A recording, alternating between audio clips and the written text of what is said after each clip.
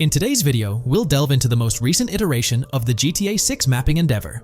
We'll explore the freshest alterations introduced to the map, including newly incorporated locales and adjusted road placements. Additionally, we'll examine some intriguing revelations stemming from the inaugural official trailer, such as the appearance of a swordfish.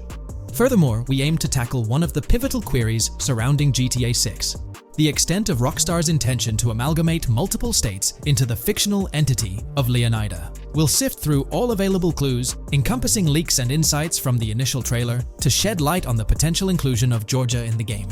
Let's kick off by scrutinizing the latest rendition of the GTA 6 mapping endeavor. This most recent update, which debuted just a few hours ago, represents the pinnacle of this extensive fan-driven mapping project. Here's a peek at the current state of the GTA 6 map. We've got Vice City and Port Gilhorn in the mix, with tweaks made to both cities, along with some other spots on the map. Keep an eye out for changes like the prison from the opening shot and the Gator Keys. To kick things off, there's a fresh addition to Vice City known as Waning Sands. While details about this neighborhood are mostly speculative at this point, it's believed to be the setting for a pivotal scene from the trailer. You know, the one where Jason and Lucia dodge past a few police officers in their getaway vehicle. In this vicinity, you'll find the Evergreen Mall Center, prominently featured at the start of the scene. Keep an eye out for a sign on the right side of the frame, showcasing various stores set to be part of this plaza. In a recent mapping video, there was some speculation about whether this plaza would be fully accessible. While only part of the name MLE is visible at the top of the sign, it seems the mapping community is also leaning towards it being called Evergreen MLE. However, the exact location of the MLE within the plaza is still up for speculation. Notice how the buildings on the map are marked in red? Well, there are a few other speculative additions to Waning Sands. These include a gas station, Sailbolt K condos, and Cricket Club condos. Here's what we're using as a reference. You can catch a glimpse of the gas station roof along with other nearby buildings. In a previous video, we floated the idea that this could be Topgolf in Dalal, Florida. However, it seems unlikely now since the placement doesn't quite line up. But hey, let's hold off judgment until we know more. Now, let's talk about some updates in the positioning of various elements. The placement of several buildings, basements, speculative roads, metro, rail, crosstown, downtown, and Brickell has been tweaked. We're using yellow and purple lines to show the speculative metro and railway in Vice City. The metro system has seen some significant enhancements, especially in its connectivity to Vice City International Airport and the area between Crosstown and Brickell. The buildings in this vicinity have also been reorganized to more closely resemble their real-life counterparts. Speculative roads and highways have been adjusted to better fit the new placements. We've also made slight adjustments to the rotation of the prison, from the opening scene with Luke to align with new evidence. Additionally, we've fine-tuned the positions of some trailer markers in the stockyard area, such as those for the car meet in Windwood and the bikers in Little Haiti. In terms of location changes, leaf links from the previous map version has been moved to Virginia Key, meaning earlier speculations regarding leaf links are no longer applicable. Furthermore, based on new radar map evidence, the shape of Picnic Island has been altered. Heading down south, you'll notice that Hamlet is no longer labeled as such. Instead, it's reverted to its real-life name, Homestead. This change suggests that Hamlet might be situated elsewhere in the game. Now, shifting our focus to Port Gilhorn, the other major city on the map, it's also undergone some updates. We've added more speculative details for the area across the body of water on the other side of Buer Bridge, incorporating new evidence into the mix. So, to sum up, those are the latest updates to the GTA 6 mapping project. Before we wrap up, let's delve into an interesting discovery from the first official trailer. I'm not into fishing, but I noticed this in the trailer, and my first thought was a swordfish. But I could be wrong. Is anyone who knows more about fishing able to confirm? Let me know what you all think this is. Well, that's quite an intriguing find. Personally, it seems like a house decoration to me, but I'm eager to hear your thoughts in the comments below. In the next part of this video, we'll tackle the question about Georgia. On display in the leaks and backed up by inside journalists, the game will feature a plethora of locations that focus on Miami and the surrounding areas. The two main locations of the game are Vice City, based on Miami, and Port Gilhorn, which lifts direct locations from Panama City. As well as this, it seems Rockstar have brought down and featured locations from Georgia, including a prison and mountain ranges not present in real-world Florida. I'm curious, do you think Georgia will make an appearance in GTA 6? Let's examine the evidence we have so far. There have been some recent findings, so let's kick off by checking out this Reddit post. Georgia evidence. In the leaks, there's a mention of canyon etchings, along with the other ambient events, which I thought couldn't be in or based in Florida. The nearest canyon to Florida is Providence Canyon State Park in Georgia and is only 2.5 hours away from Florida. This also may explain Red Hill Forest and the testing of scree hills in the leaks. There's also a couple mountains or large hills seen in the trailer. The first looks more like a large hill in North Florida, probably for hill climbing, but the second one at the end of the trailer looks like a Georgia mountain, like the ones seen in the leaks.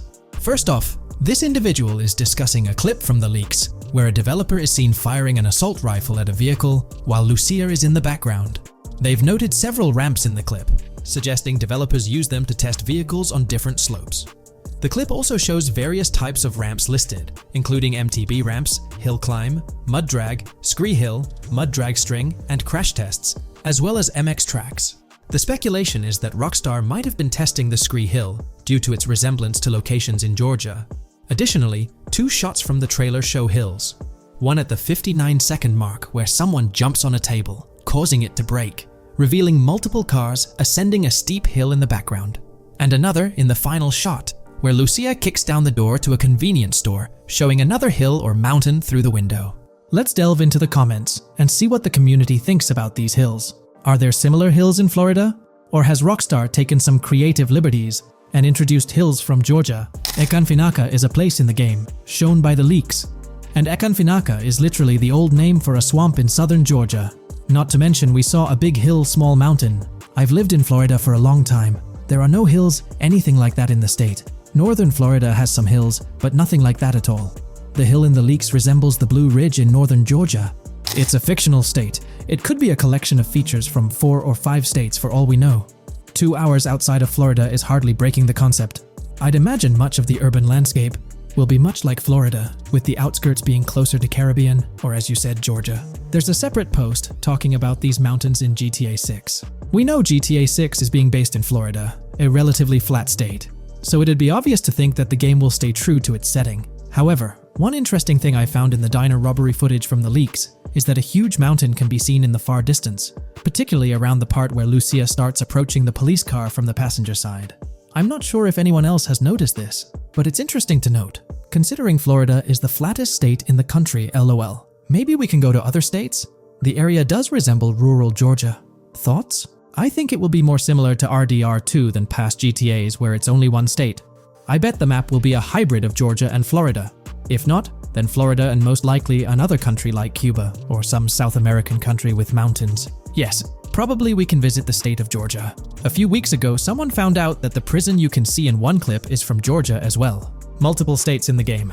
The Florida Scout lady mentioned Rockstar Scouting interiors in Florida and other states in the southeast. Hopefully this means we get towns, or maybe cities in these other states, instead of simply hilly terrain. As this individual pointed out, there's a prison visible in one of the leaked clips, and it bears a striking resemblance to Augusta State Medical Prison. Situated in Grovetown on the county lines of Columbia County and Richmond County in Georgia, United States, this facility houses primarily male inmates with occasional female inmates and has a capacity of 1326. Built in 1982 and operational since 1983, it operates as a close security prison. Augusta State Medical Prison was one of the 7 prisons involved in the 2010 Georgia prison strike.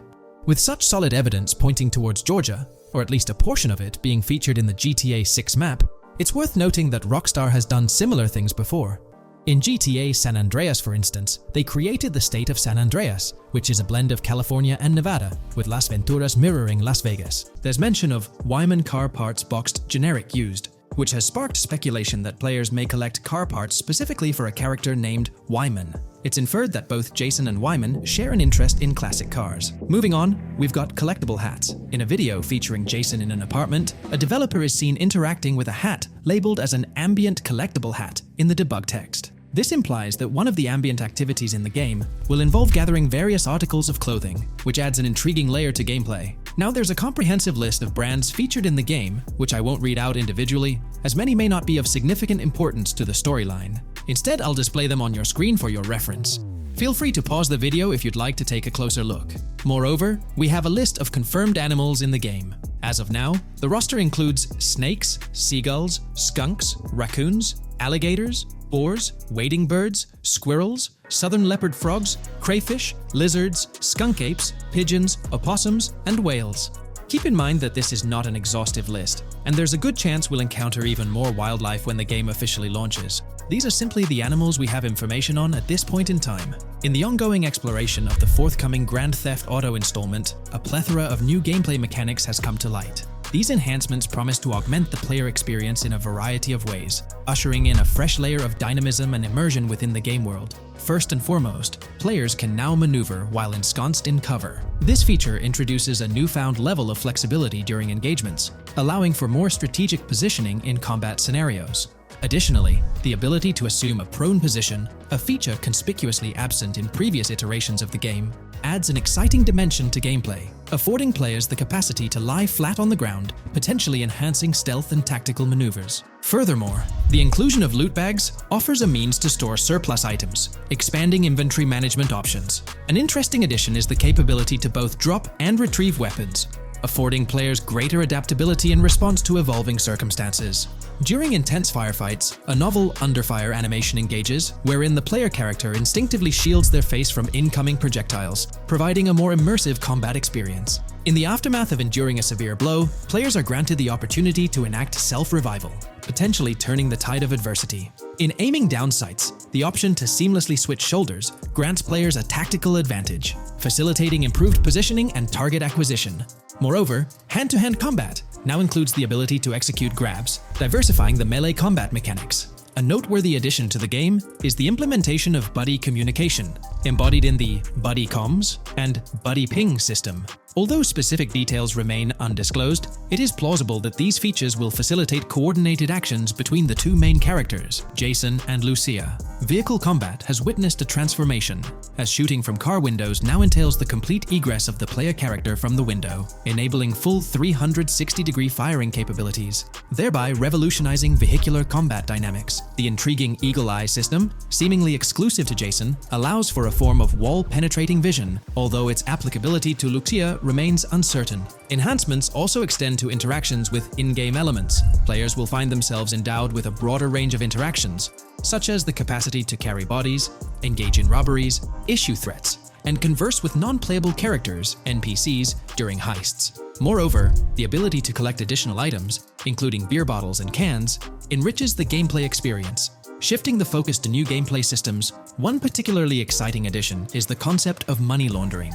During the Hank's Waffles robbery, an icon associated with the car wash property, a washing machine adorned with a $sign, has been identified as indicative of money laundering. This suggests that players may have the opportunity to purchase specific types of businesses with the intent of laundering illicit funds in the single-player mode. Moreover, the inclusion of fences introduces a layer of illegal commerce within the game. These fences serve as intermediaries for players to sell illegal items, providing a means to offload contraband and potentially profit from illicit endeavors. The inclusion of hacking mechanics is confirmed to some extent in the game. Lucia is equipped with a set of intriguing tools, including a tracker jammer, immobilizer bypass, USB drive, and an auto dialer. As of now, it remains unconfirmed whether Jason will also have access to these items. Historical leaks from a few years ago hinted that Lucia would be the designated hacker, so the extent of hacking abilities for each character awaits further clarification.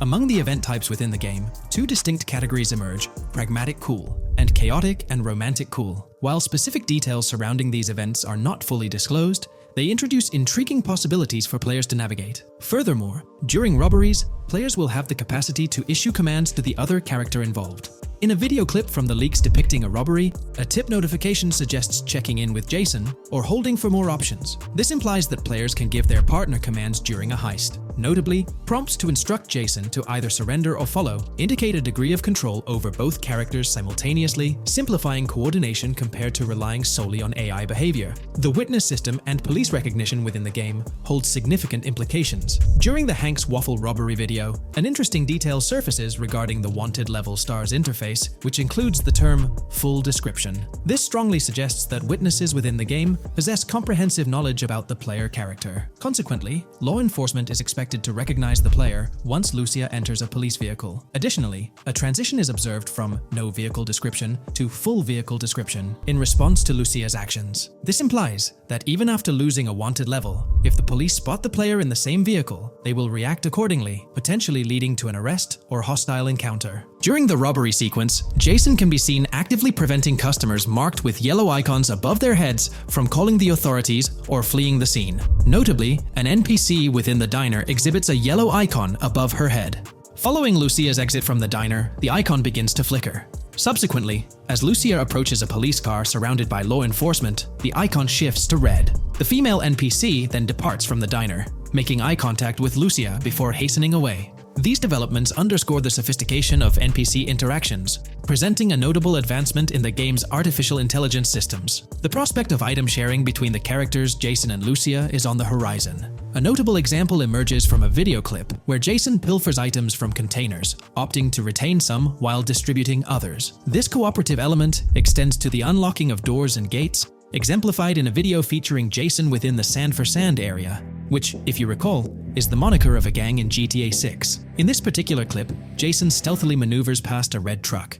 revealing a door from an import garage building bearing the descriptor "door panel locked" in its debug text. In juxtaposition, a gate within the same clip indicates "door unlocked," signifying the necessity of unlocking specific access points. Subsequently, we delve into an extensive catalog of new features, commencing with an upgraded AI system.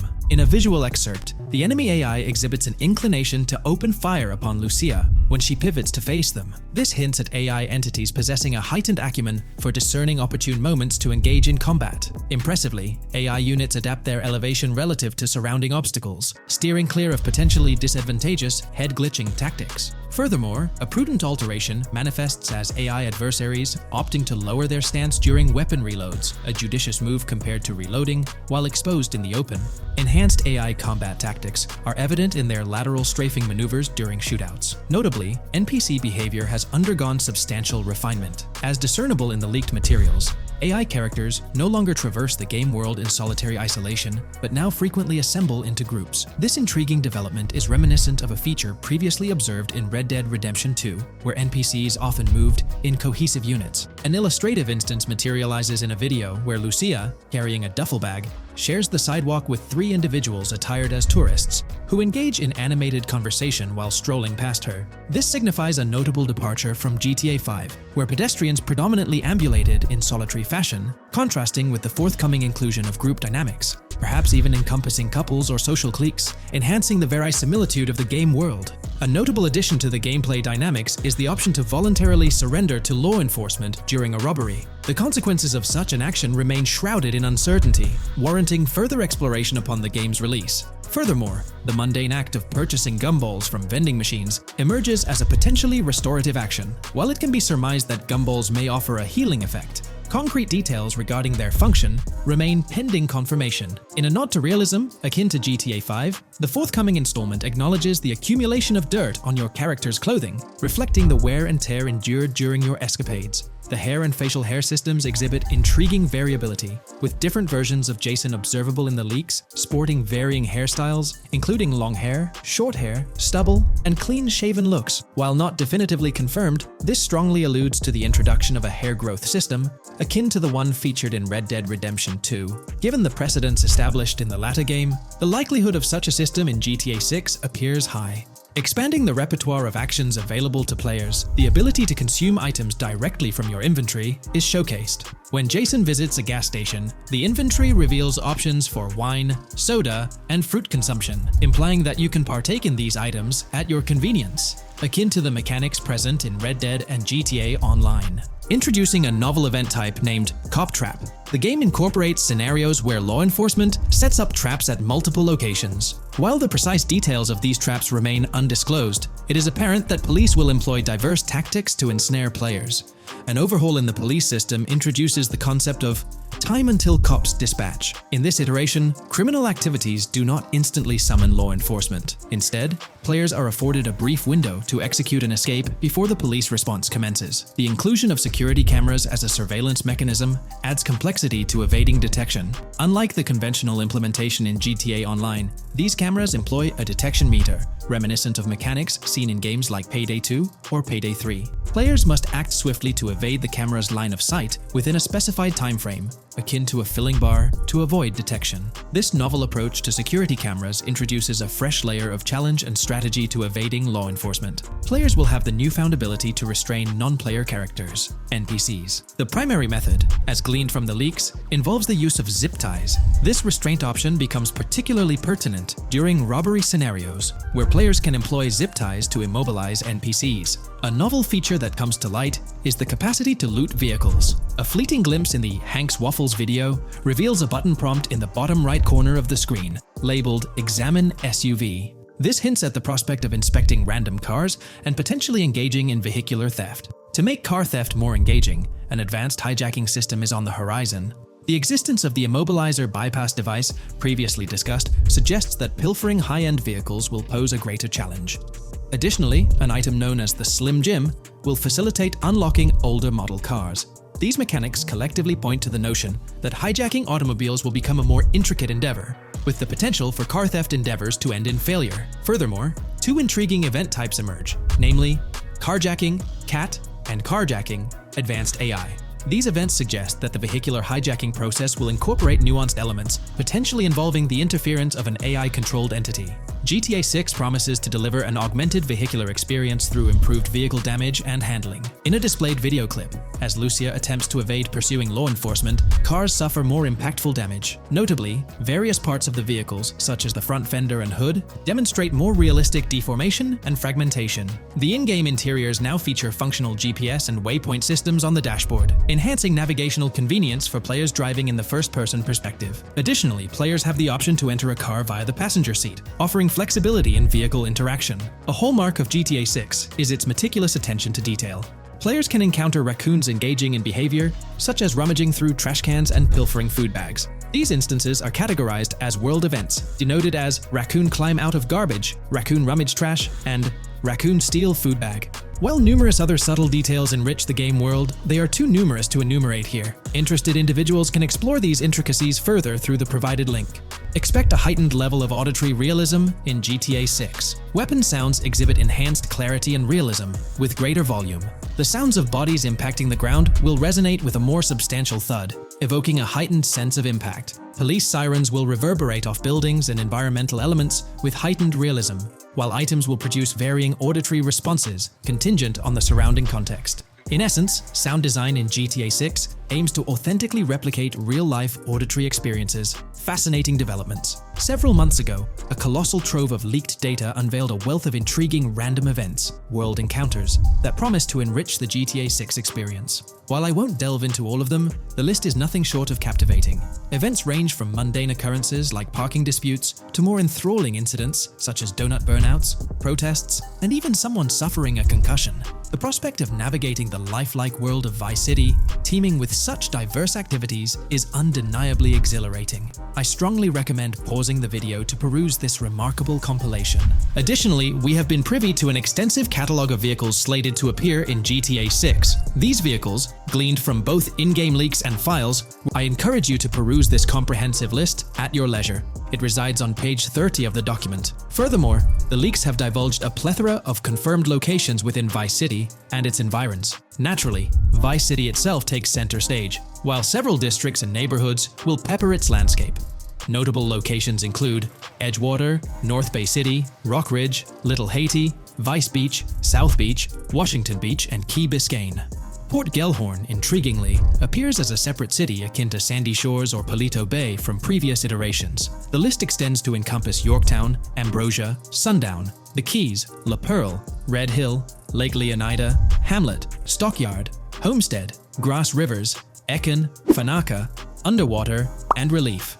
Each of these major locations contains a multitude of sub-locations, a testament to the meticulous world-building evident in the game. As if this weren't enough, the dedicated community has endeavored to construct a speculative map of GTA 6 based on coordinates extracted from the leaks. While the precise layout of the map's northern region remains uncertain, the map preview encapsulates the sprawling Vice City to the south and Port Gellhorn on the left. This visual representation of the game world is undeniably impressive and stokes the anticipation for the immersive adventures that await. From 2022 and onward, a group of passionate GTA fans have been diving deep into GTA 6 gameplay leaks, and what they discovered was wild.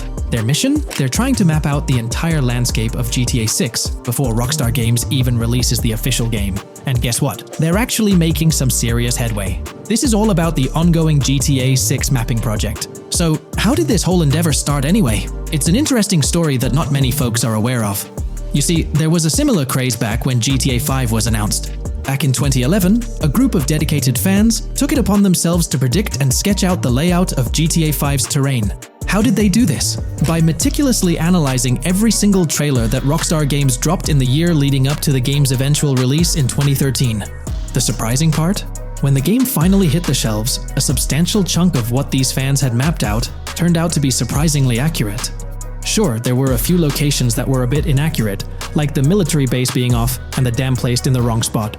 Also, there were some variations in the overall shape of San Andreas, but considering they solely relied on Rockstar's official footage and had put in 2 years of work, their accuracy was pretty commendable.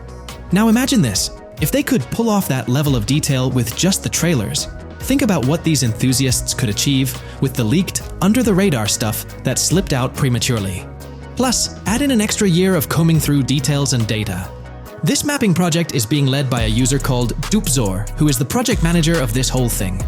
On September 18th, 2022, when a massive leak dropped over 90 minutes of GTA 6 footage, the map enthusiasts went into full gear. While I can't exactly showcase the leaked content here, what really sparked the interest of the community were the coordinates embedded within the developer's HUD.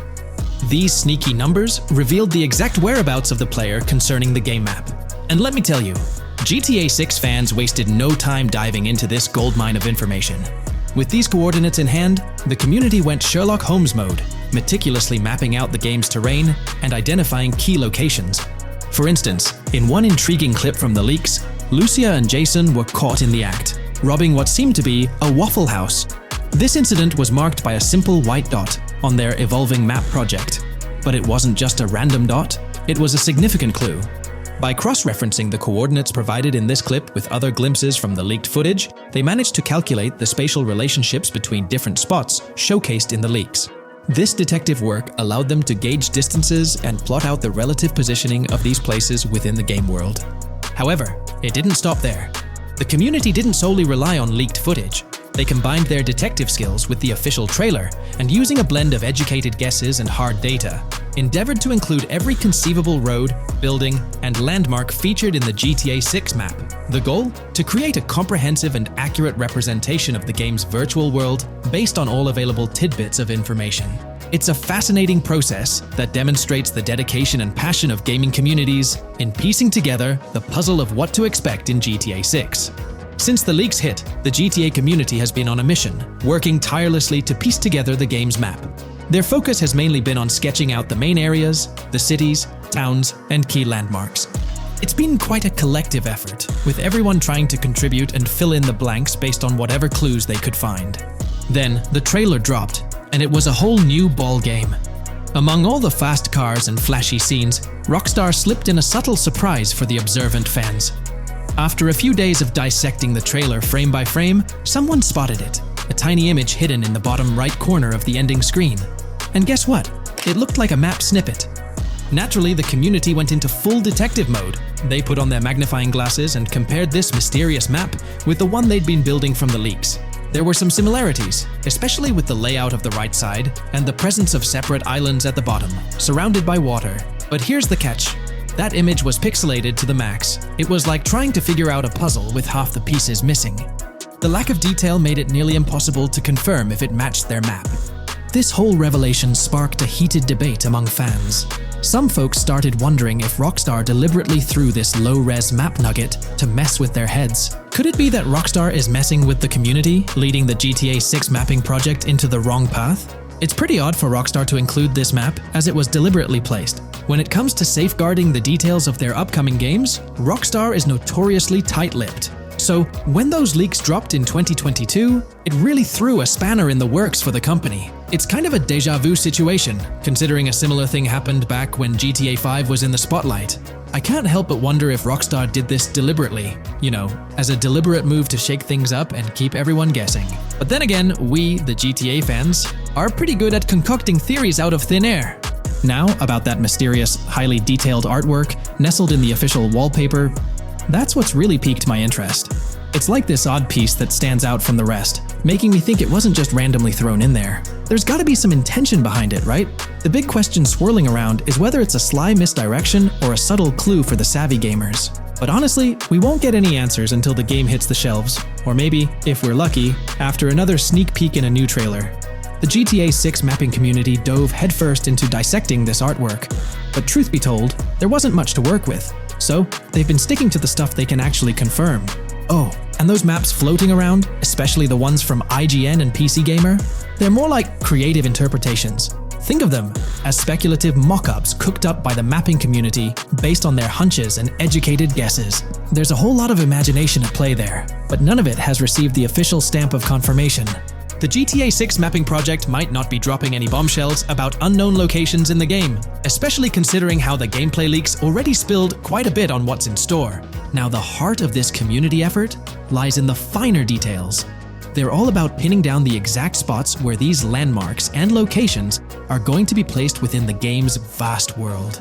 However, let's be real here. They've barely scratched the surface, covering roughly just 10% of the entire map. Still, kudos to them for the tremendous effort and progress they've managed to make with what they have. What's confirmed though is that this map in GTA 6 is going to be an absolute beast, nearly double the size of the already sprawling map in GTA 5. They've made strides, particularly in fleshing out the Miami Beach region seen in the trailer, those gorgeous Venetian islands from the breathtaking aerial shot, and even narrowing down the location of Lucia's incarceration in the game. Looking ahead, this ongoing commitment over the coming years will gradually unveil more insights into what we can anticipate from the GTA 6 map. The anticipation is real, and it's fascinating to witness how this mapping endeavor will continue to shape our expectations for GTA 6. Looking at the timeline, it's pretty clear that both the completion of the project and the release of GTA 6 are still a considerable number of years down the road. But let me tell you, the dedication and hard work displayed by this community are nothing short of remarkable. Honestly, they deserve way more recognition for what they're doing. If you're keen on staying updated with the latest progress, or even lending a hand to this endeavor, I strongly recommend hopping onto the GTA 6 mapping community Discord. You'll find the link in the description below. These individuals have a monumental task ahead of them. But you know what? It's an incredibly intriguing project. Back in the days before GTA 5, I didn't even know something like this was happening behind the scenes. But now, as we patiently wait for 2025, every snippet of information or rumor about GTA 6 gets me all excited. And out of everything related to the game, I find the mapping community's tireless efforts the most captivating and commendable. A massive thank you to every single person contributing their time and effort to this project. I genuinely cannot wait to witness the final result of all their hard work. Today, we're delving into the realm of GTA 6 Online, the upcoming multiplayer aspect of Rockstar Games' Grand Theft Auto 6. We'll dissect all the insights gathered from leaks back in 2022, alongside an intriguing anti-cheat patent filed by Rockstar's parent company, Take-Two Interactive. This patent offers a glimpse into how the forthcoming online experience aims to ensure a safer environment compared to the current GTA Online. Furthermore, we'll explore a novel method Rockstar plans to implement in GTA 6 for managing online sessions. This innovation promises to infuse the expansive world of GTA 6 with a livelier atmosphere, enriching the player's immersion in its intricacies. Undoubtedly, GTA Online stands as a titan in the realm of multiplayer gaming. Its enduring popularity has significantly contributed to the ongoing success of GTA 5 over the past 11 years. This success owes much to Rockstar's astute strategy, crafting a robust core game with GTA 5, and then supplementing it with regular content updates for the online segment. By continually introducing new weapons, vehicles, and attire, Rockstar keeps players engaged and motivated to accumulate in-game currency. As we eagerly anticipate the official unveiling of GTA 6, players are hopeful that it will address prevalent issues plaguing the current iteration. Chief among these concerns is the rampant presence of modders and cheaters, whose actions not only disrupt gameplay, but also pose security risks by unlawfully accessing personal data. To tackle this issue, Rockstar has devised a fresh approach set to debut in GTA 6. This method aims to bolster the game's security measures. The patent responsible for this enhancement is titled Method and Apparatus for Preventing Cheating in a Video Game Environment by Providing Obfuscated Game Variables. Filed by Take-Two Interactive, Rockstar's parent company, in 2019, this patent outlines a system and method aimed at curbing cheating within video game environments. By disguising game variables in memory, the patent seeks to thwart attempts by players to monitor and manipulate values such as health, ammunition, and in-game currency for unfair advantages. Traditionally, developers combat such exploits by encrypting, coding, or obfuscating the location of these values, alongside implementing integrity checks to detect unauthorized modifications. However, these methods have drawbacks, as they often impact game performance and inadvertently expose variable locations to savvy attackers. Rockstar's innovation lies in masking the whereabouts of these variables, offering a more robust defense against cheating in GTA 6's online. I won't delve into the technical intricacies, but essentially, Rockstar employs a clever and seemingly straightforward technique to conceal these values. This makes it considerably tougher for attackers to pinpoint their locations. While the concept of masking values may seem straightforward, its effectiveness in bolstering stability and enhancing security for the future online segment is paramount. Moving forward, let's turn our attention to the next patent, titled System and Method for Session Management in a Multiplayer Network Gaming Environment. Filed by T2 Interactive in 2021, this patent addresses disclosed are systems and methods for session management. The disclosed system allows for seamless merging and splitting of network sessions in a multiplayer network gaming environment. Seamless session management allows dynamic movement of players in a virtual world during gameplay without unnecessary loading and/or stalling. As the players in the virtual world move around, the management of active game sessions can be improved to affect a more realistic perceived population. In this patent, Rockstar highlights the crucial role of online components in the success of many games, citing GTA Online as an example. They emphasize the challenges of managing network technology and resources to create a vibrant virtual world. Traditional MMO games often face limitations in session management, with some opting for single sessions that may restrict the depth of content due to increasing player counts. Others utilize multiple sessions, which can hinder feasibility, especially in peer-to-peer exchanges like in GTA Online. To address these issues, Rockstar has developed a pioneering system for seamless session management. This innovative approach enables fluid splitting and merging of network sessions, allowing for a more immersive virtual world free from hardware and software constraints. Allowing players from different sessions, but in the same virtual area of the map, for example, to be merged into a single session. This allows players from previously different sessions to come across one another, thereby making the virtual world seem more populated. As an additional advantage, seamless session merging handles many network failures silently. In prior art systems, a player who loses network connectivity can be kicked out of a session and may not be able to rejoin because they are in a session by themselves. However, the Session Management System 100 allows for a disconnected player to exist in a session by themselves for a predetermined period before they are reconnected to the remaining players in the session or can be joined with another session. The method begins with monitoring a triggering event. In some embodiments, the triggering event defines when to merge two sessions or split a single session. For example, when the object, virtual players, are in the same session, move physically apart from another, the object by a predetermined virtual distance, this triggers the session management system to split the session into two different sessions.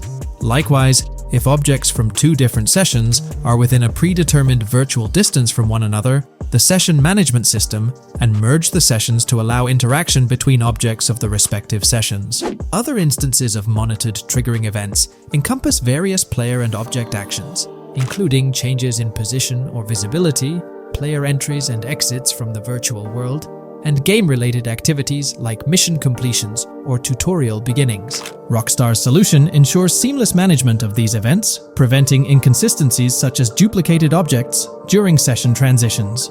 This approach accounts for factors like virtual geography, team management, networking resources, and social relationships to maintain continuity across sessions. For example, once a session is split, there can be two sessions, each with their own distinct copy of an object. Avoiding this split can avoid players that intentionally duplicate valuable objects to exploit virtual game economics. If these two sessions were to later merge, there can then be two identical objects in the same session. In this manner, the session management system advantageously avoids object duplication when two players are merged following a split. I trust that I've conveyed this information clearly. The implementation of this new system in GTA 6 promises to enhance the game's atmosphere, ensuring a more bustling world while maintaining a high level of detail throughout. Now, let's delve into what we've learned about GTA Online from the leaks of 2022. Multiplayer. In the bottom left in one of the clips, one can see there are two players in a 30-player lobby. This is because there are two slots for spectators, similar to GTA Online and Red Dead Online. There is also a reference to the script host. After that, there is a code which is either the session host or game master. Based on the information gathered, it seems probable that peer-to-peer connections and 30-player lobbies will make a comeback in GTA 6 Online. However, there's a twist in how sessions will operate, allowing for seamless transitions between them. Feel free to share your thoughts in the comment section about everything we covered in today's video regarding GTA 6 Online. Taking a deeper dive into GTA 6, we find out new info around the highly anticipated Trailer 2, highly probable predictions, and the projected timelines associated with this game. Post the unveiling of Trailer 1 on December 5th, 2023, providing enthusiasts with a tantalizing glimpse into the world of the forthcoming GTA installment. Rockstar has maintained a notable silence. Despite the absence of official announcements, the internet has been abuzz with articles and claims, including a recent piece highlighting details allegedly leaked by a Twitter user. It's prudent to approach such assertions with a discerning eye, given the prevalence of misinformation in the digital space, especially with the emergence of numerous GTA 6 themed accounts. Interestingly, amidst the sea of speculations, it's essential to acknowledge the presence of individuals who accurately leaked details about the first trailer on Reddit before its official release. One mysterious figure stands out, predicting not only the featured song, but also pinpointing the release date, directing curious minds to their username as a form of verification. This individual, while refraining from sharing disruptive insights into the game's development, did provide a tantalizing glimpse into new features. Among the disclosed features are the intriguing prospect of dual-wielding weapons, confirmed instances of gore and dismemberment, and the promise of varied sunset colors. A unique addition to the GTA universe includes a Miami-themed 3v3 basketball element, with a connection drawn to a hypothetical collaboration between Rockstar and LeBron James. The figure behind these leaks, having created their account on November 19, 2023, mysteriously vanished shortly after sharing these details, leaving behind a trail of speculative wonder. As we navigate through these uncharted waters of gaming anticipation, the veil of mystery surrounding GTA 6 continues to captivate and enthrall gaming enthusiasts worldwide. Diving deeper into the intricacies surrounding the leaked gameplay footage, it's important to clarify that what we witnessed is not a true representation of the final product. The showcased gameplay is derived from an older build, and the developers have assured the gaming community that the game will undergo significant visual enhancements. This preliminary look is merely a glimpse, offering little resemblance to the expansive and refined map that will unfold when the game is officially released. In evaluating the validity of information, it's pertinent to underscore that Jamie King's perspectives on GTA 6 hold little value, and the credibility of the Reddit leak stands stronger. As is customary in the gaming landscape, a level of skepticism is warranted, particularly given the prevalence of misinformation circulating through various GTA 6 related accounts. Now, turning our focus to the anticipation surrounding the release of the second trailer for GTA 6, historical trends provide valuable insights. Examining the timelines of previous releases, such as GTA 5 and Red Dead Redemption 2, reveals a consistent pattern. The second trailer typically arrives approximately a year after the debut of the first one. This established rhythm aligns with expectations for GTA 6. Considering the guidance from Rockstar and its parent company, Take-Two Interactive, which envisions the game's release in fiscal year 2025, ending on March 31st, the stage is set for an eagerly awaited gaming experience. The projected revenue of $8 billion underscores the ambitious plans to deliver groundbreaking titles, with GTA 6 at the forefront.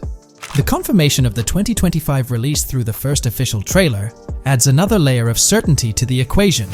With the prospective release of GTA 6 in the first quarter of 2025, the logical assumption is that the second trailer will make its debut sometime in 2024. Speculations within the gaming community have surfaced, with one user dissecting the first trailer and estimating an August or October release for Trailer 2, followed by a potential final trailer in January.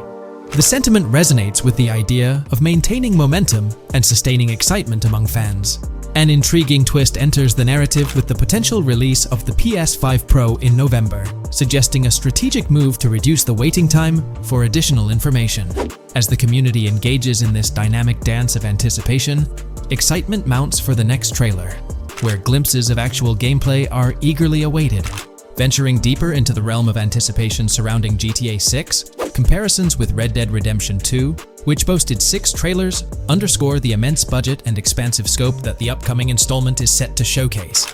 Expectations are set for a dynamic marketing approach with 2 trailers, each dedicated to unraveling the story of a protagonist. This anticipation is further fueled by the likelihood of a dedicated gameplay trailer, shedding light on the mechanics and features, as well as a comprehensive trailer providing insights into the vastness of the game's map.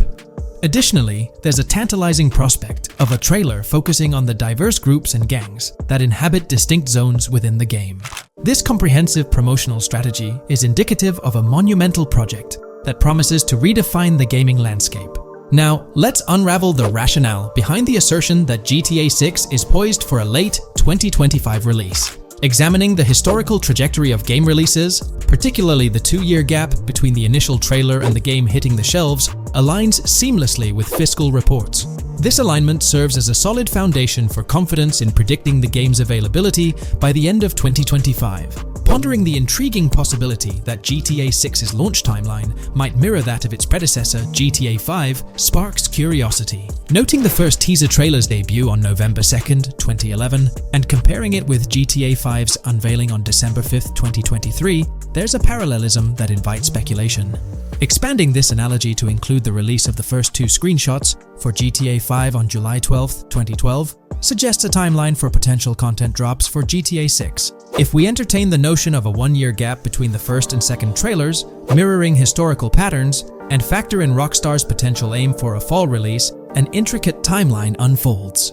Of course, acknowledging the industry's unpredictability, potential delays could sway this projection. Encouraging the community to share their insights, the script opens a channel for predictions regarding the release of GTA 6 Trailer 2.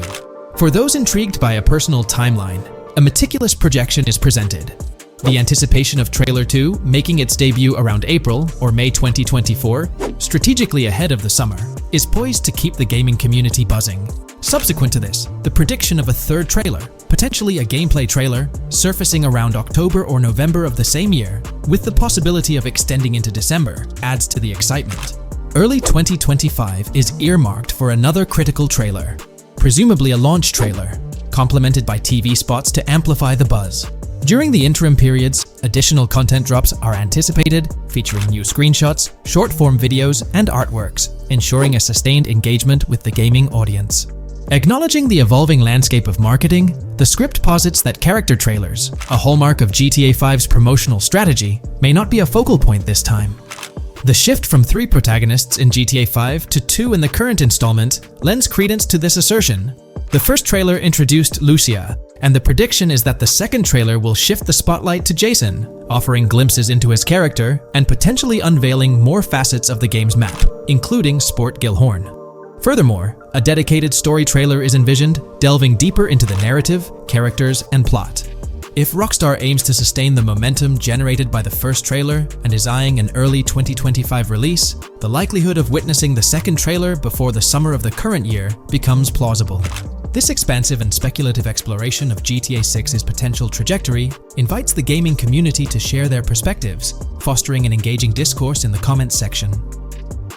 Hey there! In this video, we're diving into an upcoming terrain system in GTA 6, brought to you by Rockstar Games. Additionally, we'll explore some cool graphics enhancements like ambient occlusion, global illumination, and material tinting slated for the next GTA. The scoop comes straight from an official patent filed by Take-Two Interactive, Rockstar's parent company. So let's kick things off by checking out the patent titled Method and Apparatus for Enhanced Graphics Rendering in a Video Game Environment. According to Rockstar Games, the rendering of real-time graphics usually happens in a pipeline setup like this one. At the core of it, the process kicks off by handling 3D vertex information, moving on to render pixel-level details like light, color, and shadows. In the current systems, one or more shaders are employed for this pixel-level rendering. These shaders are essentially programs that operate on the GPU. The challenge in rendering lies in finding the right balance between realism and detail, while ensuring smooth performance, aiming for that higher frame rate. For example, a virtual world should illustrate various terrains that mirror a number of lifelike geographical areas. Each of these terrains can provide unique interactions with a virtual character in the video game.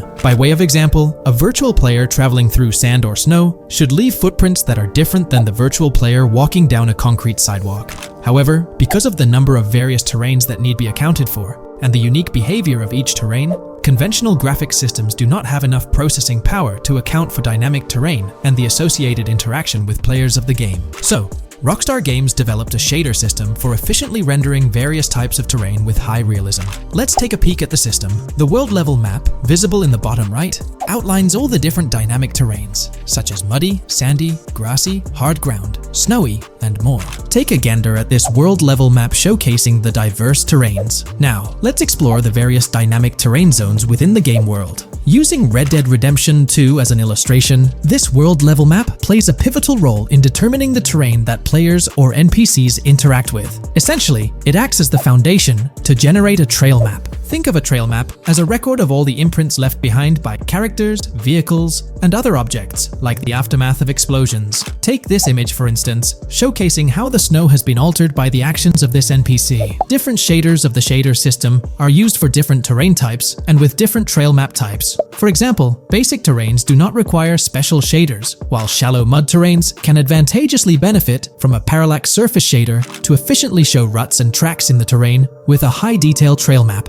As an additional example, deep mud terrain may use a tessellation surface shader to model the ruts and tracks in the mud. You might be aware that in Red Dead Redemption 2, you can leave realistic footprints in the snow and mud. Rockstar explained that they employed two shaders for this effect: parallax maps and desolation. These shaders create a convincing illusion of high-level deformation, where footprints appear on the terrain's surface. In reality, the surface is warped but not physically deformed, ensuring a smooth and polished movement experience. In GTA 6, they're applying the same technique to bring an extra layer of realism. This will be particularly noticeable with explosions, firing RPGs at the ground, walking through mud, or driving vehicles through it, each leaving distinct tracks based on the terrain. RPGs, for instance, will create craters on the ground. This adds a significant level of interactivity, making it feel like you're genuinely impacting the game world in real time. Despite it being an illusion, the result will be remarkably realistic, akin to the snow in Red Dead Redemption 2. To sum it up, this graphics rendering patent encompasses the dynamic terrain,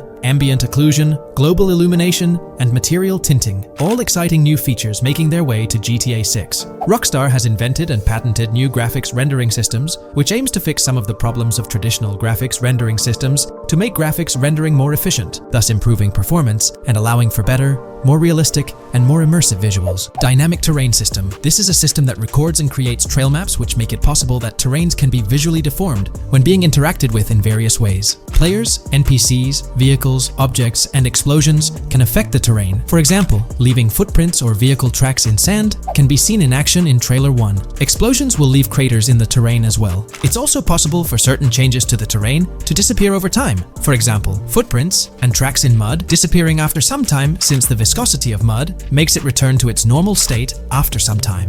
There are different types of terrains, for example, muddy, sandy, hard ground, grassy, or snowy terrain. Each type of terrain will react differently. A sandy terrain will be more easily deformed than a grassy terrain, for example. In the initial part of our video, we delved into the rendering pipeline, which also incorporates a lighting stage. While conventional systems often utilize cube maps for pre-rendering lighting, it's worth noting that this is mainly for static elements. When it comes to dynamic characters, pre-computed lighting falls short in accommodating changes from objects within the scene. Although ambient occlusion can be pre-baked, it lacks the capability to update dynamically. Realism takes a hit due to this. Conventional systems often incorporate static lights to mimic reflected light, like sunlight bouncing off the ground and under a table. However, this static approach fails to update with changes in the light source. To address these challenges, Rockstar has patented new systems. Ambient occlusion. This is a graphics technique that can be utilized in multiple forms to determine how light and shading are displayed on an object. It can lead to darkened areas,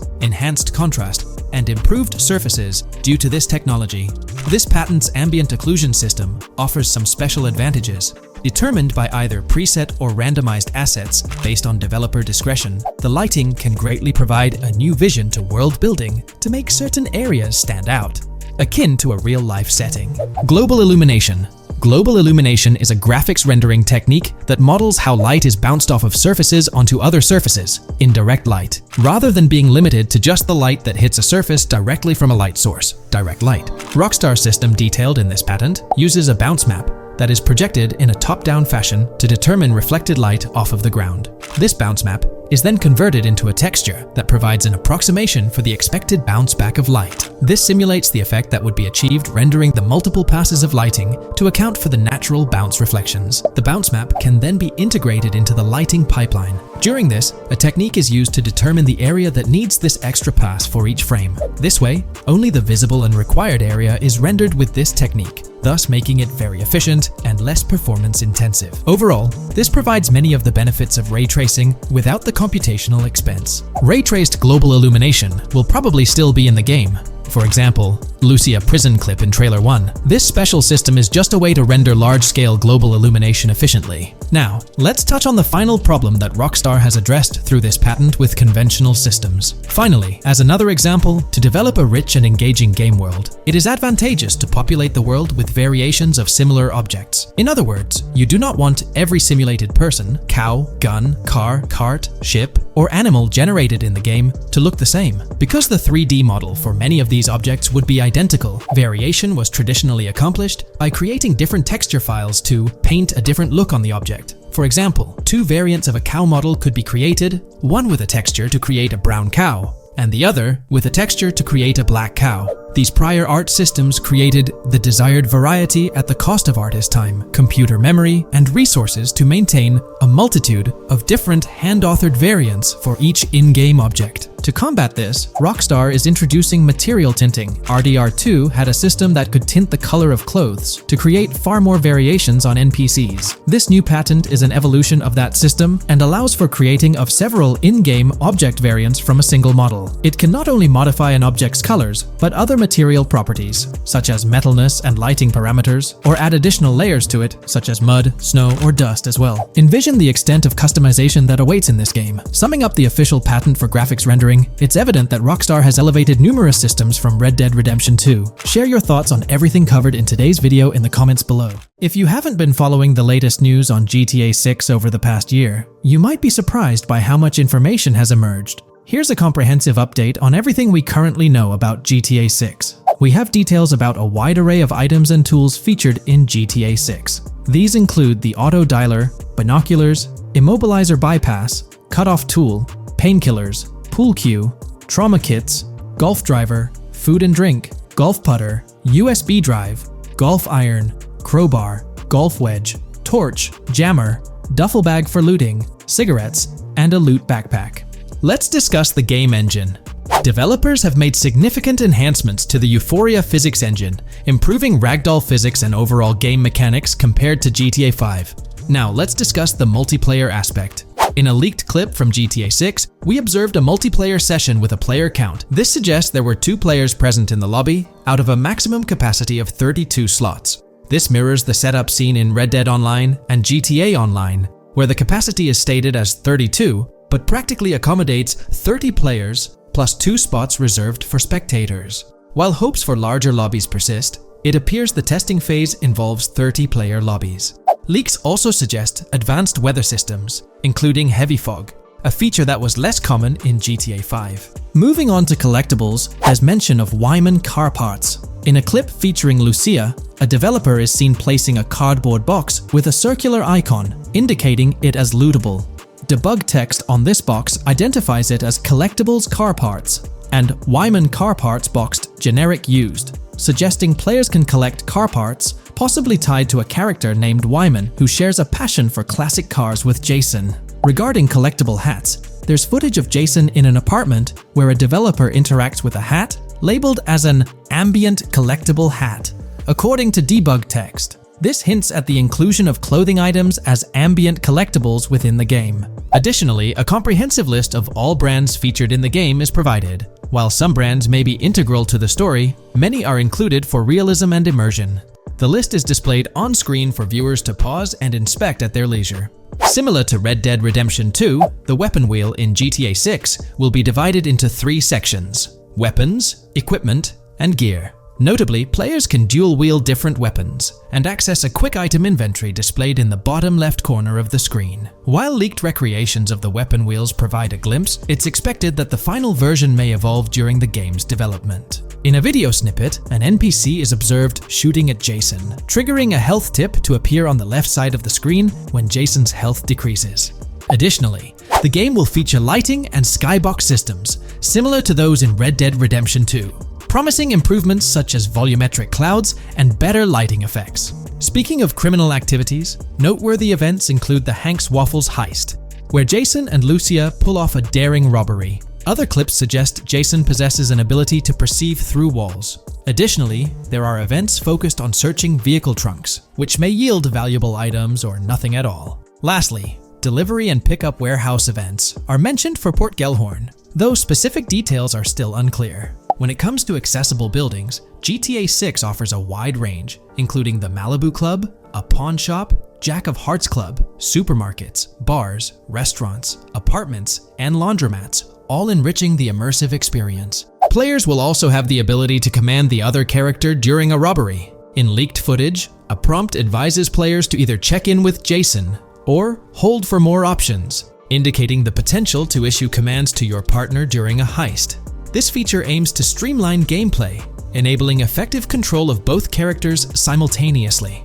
Unlocking doors and gates is also demonstrated, as shown in a video featuring Jason in the San Forsan area. Debug text indicates locked door panels, suggesting the necessity to unlock specific entry points. In addition, a new police system called Time Until Cops Dispatch has been implemented. Now, when you commit a crime, the police won't immediately arrive. Instead, you'll have a brief window to evade capture before law enforcement begins to converge on your location. Security cameras play a role in surveillance, but their function differs from GTA Online. Instead of instant detection, there's a detection meter similar to games like Payday 2 or 3. As the meter fills up, you must break line of sight within a certain time frame to avoid detection. Players also have the ability to restrain NPCs using zip ties, as seen in leaked footage. This feature enhances the realism of robberies, offering greater control over the situation. Additionally, players can loot vehicles, as briefly shown in the Hank's Waffles video. A button prompt to examine SUV suggests the ability to inspect random vehicles and potentially steal valuables from them. A while back, a significant leak revealed a plethora of potential world encounters, random events that occur as you navigate the game world. I've displayed these on your screen, and while I won't go through each one, you'll notice they're quite fascinating. From parking disputes to donut burnouts, protests, and even someone getting a concussion, these events add depth and realism to the world of Vice City. It's exciting to imagine strolling through such a dynamic environment where something is always happening. Take a moment to review them if you like. They're quite impressive. Moving forward, the community has endeavored to construct a map of GTA 6 based on coordinates and locations gleaned from leaks. This preliminary map outlines Vice City situated at the bottom right. The top section of the map remains somewhat enigmatic for now. Nonetheless, this initial map looks incredibly promising, and the excitement for exploring its intricacies is palpable. For the setting, we know about 3 different gangs in Vice City: San Forsan, a Haitian gang, the Guardia Brothers, and the far-right militia. These details create an exciting anticipation for what to expect in GTA 6. Now, let's delve into the variety of confirmed wildlife in the game. Players can expect encounters with snakes, seagulls, skunks, raccoons, alligators, wading birds, squirrels, southern leopard frogs, crayfish, lizards, skunk apes, pigeons, opossums, and even whales. While these are the animals confirmed so far, we anticipate discovering more upon the game's release. These are the species we're aware of at present. Fences in GTA 6 are not just physical barriers to jump over or drive through. They are individuals involved in illegal transactions within the game. Acting as middlemen, these characters buy illegal items from players to resell them to others. Now, let's explore the AI witness system and police recognition feature, which are notably significant. In the Hank's Waffles robbery video, beneath the wanted level stars, there's a mention of full description, suggesting that witnesses can provide detailed information about you. This implies that once identified, the police will recognize you. When Lucia enters a police vehicle, there's initially no vehicle description, but this quickly changes to a full vehicle description. This indicates that law enforcement will possess detailed information about your vehicle. Moreover, the text warns that any vehicle seen entering will be noted by the authorities. This suggests that even after losing a wanted level, if spotted again in the same vehicle, the police will pursue and apprehend you. During the robbery scene, Jason attempts to prevent customers with yellow icons above their heads from calling the cops or fleeing. Additionally, a female NPC inside the diner exhibits similar behavior, with her icon flickering as Lucia leaves, turning red when surrounded by cops, and then fleeing upon spotting Lucia. These advanced NPC systems indicate a more sophisticated interaction model. Regarding item sharing, Jason and Lucia appear to be able to share items between them. For instance, in one clip, Jason steals items from containers, keeping some for himself while sharing others. Regarding sound design, it's no surprise that GTA 6 will feature more realistic soundscapes. Weapon sounds are crisper and more authentic, with increased volume for a more immersive experience. The impact of bodies hitting the floor will have a deeper thud, creating a more visceral effect. Police sirens will reverberate off buildings and environmental elements more realistically, while the sound of items will vary depending on the surroundings. For instance, if you're in a shipping container, sounds will echo more, adding depth to the auditory experience. Overall, these sound enhancements aim to emulate real-life scenarios more accurately, contributing to the game's realism. Moving on, we have an extensive list of every confirmed vehicle slated to appear in GTA 6, sourced from both the game files and leaks. I covered these in detail in a previous video, so I won't repeat them here. However, I've provided them on your screen for your reference. If you're interested in exploring the full list yourself, you can find them on page 30 of the document. The game features improved vehicle damage and handling, as seen in clips where crashes result in realistic effects, like splitting front fenders and bending car hoods. Furthermore, car interiors now include a functional GPS and waypoint system, enhancing immersion, especially in first-person driving. Players also have the option to enter a car from the passenger seat, adding a touch of realism to gameplay. These details highlight GTA 6's commitment to intricate design elements, evident in its meticulous attention to detail throughout the game. In addition, several new gameplay mechanics have been revealed. Players will now have the ability to walk while in cover, a long-awaited feature that introduces prone movement for the first time in GTA gameplay. Loot bags will allow for storing additional items, and players can now drop and pick up weapons. A new under fire animation has been introduced where characters cover their faces during combat, and players can opt to self-revive after sustaining heavy damage. Other significant mechanics include the ability to switch shoulders while aiming down sights, grappling during hand-to-hand combat, and the introduction of buddy communications and a buddy ping system. This system, likely shared between protagonists Jason and Lucia, remains intriguing, with its full functionality yet to be revealed. Additionally, a new cover mode has been introduced, altering the way shooting from car windows is executed. Characters will now fully lean out of windows, enabling full 360-degree shooting. Furthermore, a new ability system has been introduced, potentially exclusive to Jason, allowing for a form of wall perception. Whether Lucia will possess this ability remains uncertain. Players can also interact with a greater variety of objects and NPCs, engaging in actions such as carrying bodies, committing robberies, issuing threats, and conversing during criminal activities.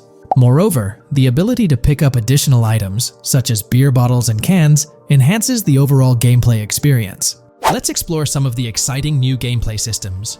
Firstly, there's the introduction of money laundering, hinted at during the Hank's Waffles robbery. An icon found near the car wash property featured a washing machine with a dollar sign, suggesting potential opportunities for money laundering. This implies that players may be able to purchase properties with the intent of laundering money, although specific details on mechanics remain undisclosed. Nevertheless, it appears players will once again have the option to acquire certain types of businesses for illicit activities. Additionally, there's a confirmed lineup of weapons, which includes a rocket launcher, assault rifle, baseball bat, polymer pistol, knife, bolt-action sniper rifle, Molotov cocktail, spear gun, which is intriguing, smoke grenade, compact SMG, flashbang, micro SMG, sniper rifle, heavy machine gun, auto rifle, and pump-action shotgun. Moreover, glimpses of Jason in various states, sporting different hair lengths and facial hairstyles, suggest a hair growth system akin to Red Dead Redemption 2. This feature seems highly likely given the game's lineage. In terms of sustenance, players can consume items directly from their inventory. In a scene at a gas station, Jason adds wine, soda, and fruit to his inventory, highlighting the ability to eat and drink on the go, akin to mechanics seen in Red Dead and GTA Online. In GTA 6, you can expect to encounter raccoons rummaging through trash cans and stealing food bags. This is evidenced in the game files, which document 3 world events: raccoon climbing out of garbage, raccoon rummaging through trash, and raccoon stealing food. While there are numerous intricate details to explore, we've uncovered a multitude of confirmed locations spread across Vice City and its surrounding areas. Naturally, Vice City serves as the central hub, encompassing neighborhoods such as Edgewater, North Vice City, Rock Ridge, Little Haiti, Vice Beach, South Beach, Washington Beach, and Key Biscayne. Additionally, there's Port Gellhorn, which appears to be a distinct city akin to Sandy Shores or Palito Bay from previous games. Other notable spots include Yorktown, Ambrosia, Sundown, The Keys, La Pearl, Red Hill, Lake Leonida, Hamlet, Stockyard, Homestead, Grass Rivers, Ikenfaka, various underwater locations, and more. Each of these locales is meticulously detailed, with numerous mini-locations nestled within them. It's remarkable how much information we already have about the game's expansive geography. In GTA 6, if your character sustains injuries, health will regenerate slowly over time. To expedite recovery, you can access the weapon wheel and utilize a healing item. Unlike GTA 5, where health only regenerates up to 50% naturally and requires snacks for full recovery, GTA 6 appears to allow for natural regeneration to full health, albeit at a slower rate. While not officially confirmed, it's implied that using a medical item will accelerate this healing process. Regarding open-world activities, there are 7 confirmed activities thus far: dice, golf, fishing, races, adventuring, shipments, and delivery van events. A video showcases a delivery van event near the industrial area of Port Gellhorn, featuring active security cameras that add complexity to potential heists. 2 distinct event types mentioned in the events list are Pragmatic Cool and Chaotic Romantic, introducing a new event type called Cop Trap, strategically placed in various locations across the map. The confirmed locations are displayed on your screen, indicating that law enforcement will deploy different tactics to apprehend you.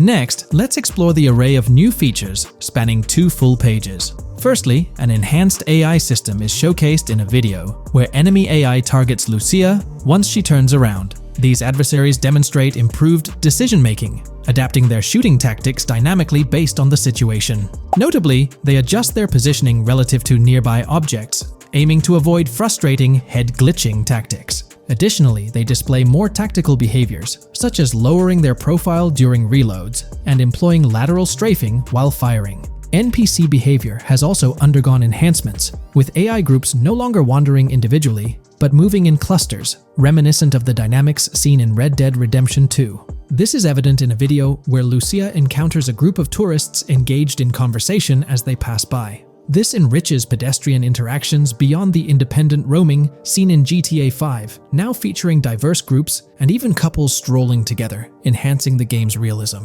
A new gameplay feature allows players to surrender to the police during a robbery, introducing an intriguing dynamic with consequences yet to be fully revealed. Additionally, players can purchase gumballs from vending machines, potentially serving as a health boost, although specific effects remain speculative. Similar to GTA 5, your character's attire will accumulate dirt over time, adding a layer of realism.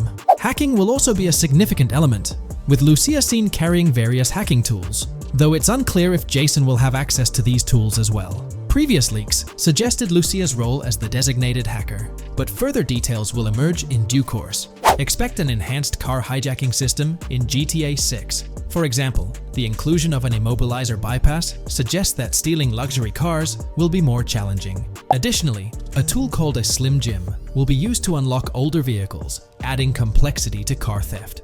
Moreover, events such as Steal Car in Progress and Steal Car Fail indicate potential complications during vehicle theft. Events like Carjacking Cat and Carjacking Advanced AI suggest further intricacies in vehicle-related activities. Finally, the document concludes with approximately 20 pages detailing locations found in leaks that correspond to real-world locales in Miami. This inclusion underscores the meticulous efforts put into crafting a rich and immersive game world.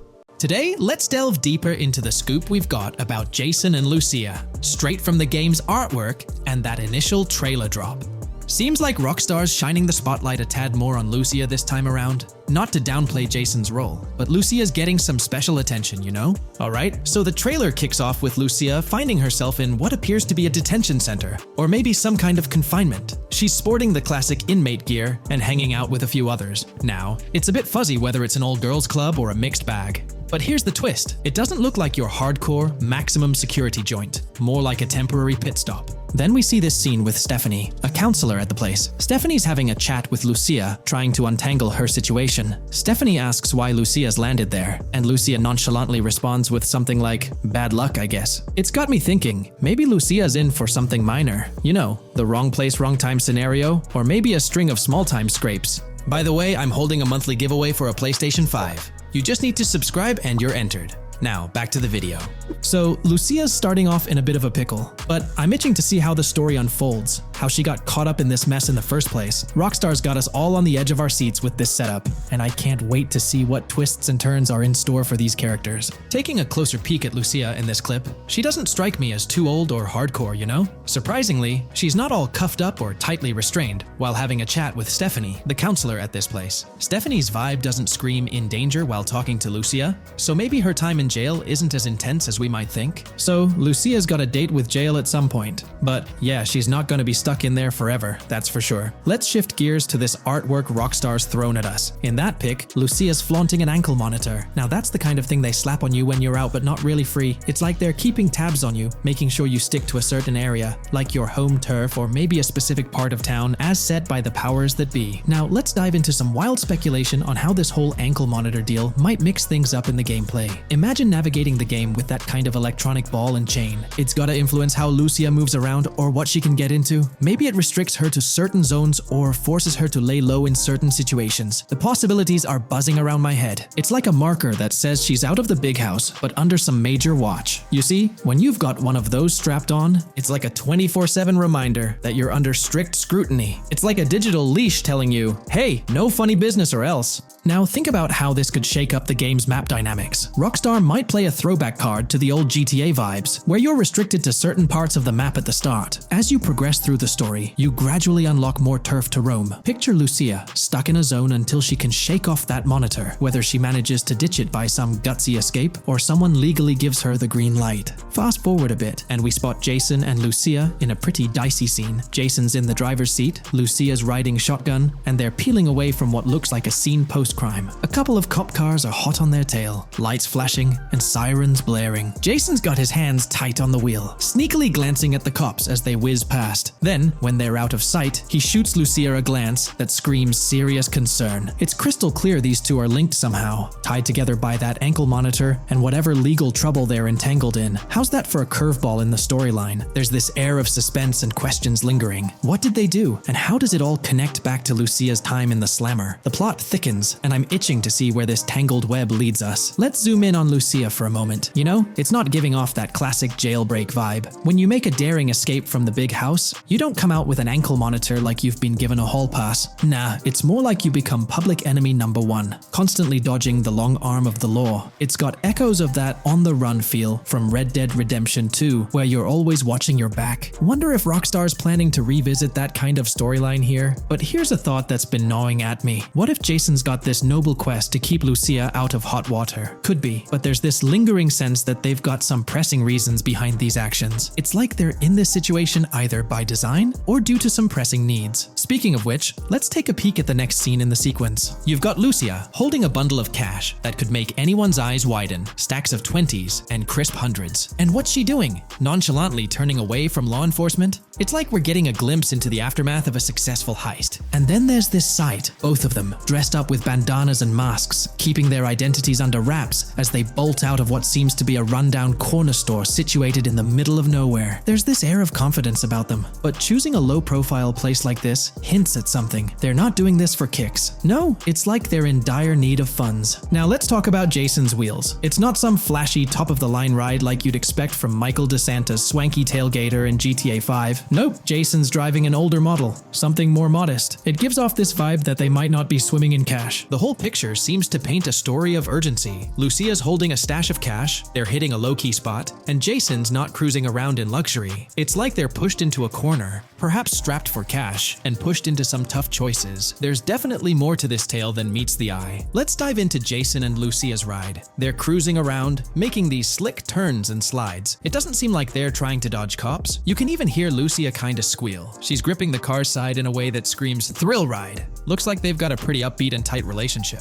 They're heading towards a motel. And guess what? Surprise, surprise, they're more than just partners in crime. Yup, Jason and Lucia are romantically involved. Now, Rockstar's not laying it all out for us, but you can pretty much read between the lines. Now, let's dissect this trust business. Feels like Rockstar's planting seeds for the storyline's ending. Trust can either be kept intact or shattered, right? It's like a pivotal point in a tale of two partners in crime. Maybe they'll face a dilemma where they have to choose between both making it out alive or going for a massive score, but someone doesn't make it to the finish line. Trust seems to be the crux of it all. And here's the kicker, the final scene. They kick open the door of this corner store, all confident, guns out, ready to hit the jackpot. The story concludes on that note. Now, let's switch lanes and talk about the trailer's song choice, Tom Petty's Love Is a Long Road. Interestingly, there's a tweet from Tom Petty's account expressing gratitude for having their song featured in GTA 6's first trailer. The song itself talks about the struggles of maintaining a relationship, how it's not a smooth ride, but worth the effort. So, GTA 6 might just be more than a crime tale. It's shaping up to be a love and trust story. I think Rockstar's aiming for their twist on a Bonnie and Clyde vibe with Jason and Lucia. That's pretty much all the scoop we got about them in the Grand Theft Auto 6 trailer. They didn't spill much, but we kinda got a glimpse into their journey, the hurdles they face, and this theme of trust that seems to run deep in their story. There's this one scene where it looks like they're gaining some traction in their journey. Jason's driving, Lucia's standing up in the passenger seat, and some paparazzi or somebody's snapping their pics. Seems like they've leveled up from their clothes to the car they're driving. So, at some point in the story, they might hit some highs. But knowing how these stories go, it could all come crashing down by the end. So, that's pretty much the lowdown on Jason and Lucia, our main characters in GTA 6. Can't wait to dig into their stories more. What do you folks reckon the GTA 6 plot's gonna be like? Which character are you stoked to play? Drop your thoughts in the comments below. And hey, if you like this video, a thumbs up would be cool. Hit that subscribe button if you're new here and want to stay updated on all things GTA 6. Don't forget to ring that notification bell too. The release of the GTA 6 trailer in 2023 has sent shockwaves of excitement across the gaming community. The anticipation and buzz surrounding this highly anticipated title have reached an all-time high. Fans worldwide are feverishly dissecting every frame, theorizing about the game's setting, characters, and innovative features. The hype is palpable as gamers eagerly await the next chapter in the beloved GTA series, poised to redefine open-world gaming once again. With Rockstar Games' history of delivering groundbreaking experiences, the fervor and enthusiasm for GTA 6 are undeniably at a fever pitch, leaving everyone counting down the days until its eventual launch. When we talk about the positive aspects of this partnership, it's essential to highlight the potential benefits that can emerge from Rockstar's newfound support for the modding community. One of the significant upsides is the acknowledgement of the brilliant and skilled developers behind the modding scene. For years, these developers have worked tirelessly to create unique and engaging experiences within the GTA universe. With Rockstar stepping into a collaborative space with CFX, there's an opportunity for a more symbiotic relationship. The infusion of official support could mean more resources, tools, and encouragement for modders to continue pushing the boundaries of what's possible within the GTA ecosystem. This collaboration might lead to innovative gameplay features, improved server stability, and an overall better experience for both players and content creators. Moreover, the recognition from a gaming giant like Rockstar could open doors for these modders in the industry. It may pave the way for potential collaborations, official partnerships, or even job opportunities within the gaming development sphere. This, in turn, could elevate the modding community to a more prominent and respected position within the gaming landscape. However, it's crucial to approach these potential benefits with cautious optimism. While the partnership appears promising on the surface, the reality lies in how Rockstar manages the delicate balance between maintaining control over its intellectual property and allowing creative freedom for the modding community. The outcome will heavily depend on Rockstar's willingness to foster collaboration, rather than imposing strict regulations. As GTA 6 draws closer, the impact of this collaboration will become more apparent. Whether it becomes a model for future partnerships between game developers and modders, or encounters challenges that hinder its success remains to be seen. The dynamics between Rockstar and the modding community could shape the future landscape of custom servers, roleplay experiences, and the overall modding scene in the gaming world. Stay tuned as we continue to explore and analyze the evolving relationship between Rockstar and the modding community. On the positive side, there's a glimmer of hope that Rockstar's acknowledgement of mods enhancing the player experience could pave the way for more modding support in GTA 6. This shift in perspective might lead to a more collaborative environment, where modders can contribute to the game's richness without fear of stringent restrictions. With Rockstar officially and financially supporting 5M, the CFX team gains more resources to elevate the GTA 6 server. This could mean a server even more impressive than the ones they currently run. The fact that 5M is now a Rockstar Games product suggests a vested interest in its success, promising additional funding and manpower to ensure its flourishing. An intriguing prospect emerges concerning the accessibility of custom servers. Currently limited to PC players, there's speculation that GTA 6 might integrate dedicated servers within the game itself, eliminating the need for external programs like 5M. If this unfolds, it opens the door for console players to join the custom server experience, broadening the player base and community. Moreover, Rockstar seems to be attuned to fan desires. Despite a larger audience watching RP compared to those actively playing it, Rockstar appears committed to making improvements. Their intent to let custom servers thrive suggests a more fan-centric approach, acknowledging and catering to the desires of the gaming community. However, there are potential pitfalls to consider. The most glaring concern is Rockstar's inclination to monetize these servers. While the specifics remain uncertain, it's almost certain that some form of monetization, be it through custom server shark cards or a pay-to-play system, will be implemented. This could introduce a paywall, affecting the accessibility and enjoyment of custom servers for certain players. As we navigate through this evolving landscape of Rockstar's partnership with 5M, the delicate balance between fostering creativity and implementing monetization strategies will determine the ultimate impact on the gaming community. Stay tuned as we continue to unravel the complexities of this collaboration and its implications for GTA 6 and the modding community. Let's unpack this a bit more. The whole monetization story got its moment in the spotlight during an earnings report where Take-Two CEO Strauss Zelnick spilled the beans. He essentially said, "If folks are messing around with our intellectual property, why not make a buck or two? It's a straightforward business move, really." Taking a page from the unprecedented success of GTA Online, it seems like Rockstar caught a glimpse of how these free servers could turn into a money-making machine. Now the potential downside of this situation lies in the realm of competition. Rockstar's got its A-team working on the custom servers gig. That means anyone outside the Rockstar circle trying to whip up something akin to 5M is practically painting a target on themselves for a cease and desist. Let's face it, Rockstar might have eyed this strategic move with 5M from the get-go. However, with those servers gaining crazy popularity and the game becoming a sensation on Twitch and YouTube, shutting it down wouldn't have been the smart play. Instead, they pulled off a masterstroke, acquiring the team behind the biggest servers, effectively cornering the market and positioning themselves to profit from any potential imitators. Now, with GTA 6 on the horizon and servers in the works, Rockstar's sitting pretty. Some in the gaming community are even giving them a nod for finally throwing a bone to the community. But, and there's always a but, at the end of the day, Rockstar's the one making the rules. We'll all have to toe the line because, quite frankly, there won't be any other alternatives in the neighborhood. So, buckle up for Rockstar's GTA roleplay. It's going to be a wild ride. The landscape has already witnessed the repercussions, with servers and mods being handed the shutdown ticket for not playing by Rockstar's latest rulebook. The new mandates include a strict no to real-life vehicles, mission mods, and porting old Rockstar maps or assets rules that weren't in the playbook just a couple of years back. Now, while the financial backing from a mega corporation might seem like a savvy move on the surface, there's a lingering skepticism about whether it'll blossom into the fairy tale ending we've all been envisioning. It's a bit premature to slap a final verdict on the fate of FiveM once GTA 6 hits the stage. Now, let's consider the potential repercussions for the vibrant RP community. While the partnership between Rockstar and FiveM could bring about positive changes, there's an underlying worry within the RP enthusiasts. The fear is that with increased control and potential monetization, the organic and immersive RP experiences that players have come to love might face disruptions. RP communities thrive on creativity, flexibility, and a sense of autonomy. If Rockstar's influence leads to more rigid guidelines, it could alter the dynamic of these communities, potentially affecting the unique narratives and interactions that make RP servers so engaging. As we contemplate the potential impact, it's essential to look beyond the immediate horizon of GTA 6. The dynamics established through this collaboration could set a precedent for future interactions between gaming giants and modding communities across various games. Whether it becomes a model to be emulated or a cautionary tale will be closely watched by both players and industry stakeholders. The future of FiveM and the broader modding community remains uncertain as GTA 6 inches closer to release. While concerns exist, there's also room for hope.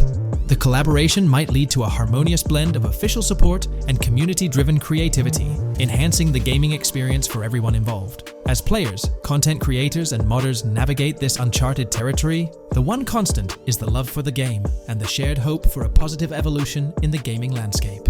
Taking a stroll down memory lane, Rockstar's track record with monetization doesn't exactly calm the nerves. Add to that the current scenario where they're laying down the law for the CFX team, dictating what's permissible and what's not. This conjures up a cloud of uncertainty regarding the future of both FiveM servers and the broader modding community.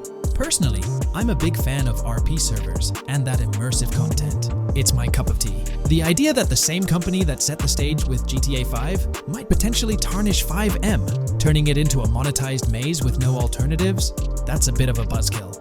Yet, here we are, in the waiting room until GTA 6 steps into the limelight. Is there a chance we'll see a remaster, or even just a port of GTA 4 hit the shelves this year? It's quite likely, though I'm leaning towards it being more of a port, but let's dive into the details. Back in July 2022, Tezfuns2 made it known on Twitter that as per a reliable source with clear accuracy on Rockstar plans, remasters of GTA 4 and RDR1 were on the table a few years ago, but Rockstar chose not to proceed with the projects in mind. The poor reception of the Trilogy Definitive Edition might be a reason behind that decision. After that post surfaced, the topic went quiet for quite a few months, over a year in fact. Then, out of the blue last year, Rockstar Games dropped the bombshell and revealed a fresh project in the Red Dead Redemption universe. Although there hasn't been an official announcement regarding the GTA 4 remaster, there are indications pointing towards the existence of such a project, with a potential release date as early as March 2024. Take-Two, the parent company of Rockstar Games, had previously hinted at having 2 re-releases in the pipeline, set to launch by that specific month. The original Red Dead Redemption was among the 2 games mentioned, leaving room for speculation that the other could potentially be GTA 4, while it's also plausible that this could be an entirely different project unrelated to the Grand Theft Auto franchise. It's worth considering. This isn't the first time there have been murmurs about a GTA 4 re-release or remaster. Returning to the Red Dead Redemption 1 port, unfortunately, it wasn't the news fans were hoping for. Instead of a full remake or remaster, the developer revealed a port with no new content.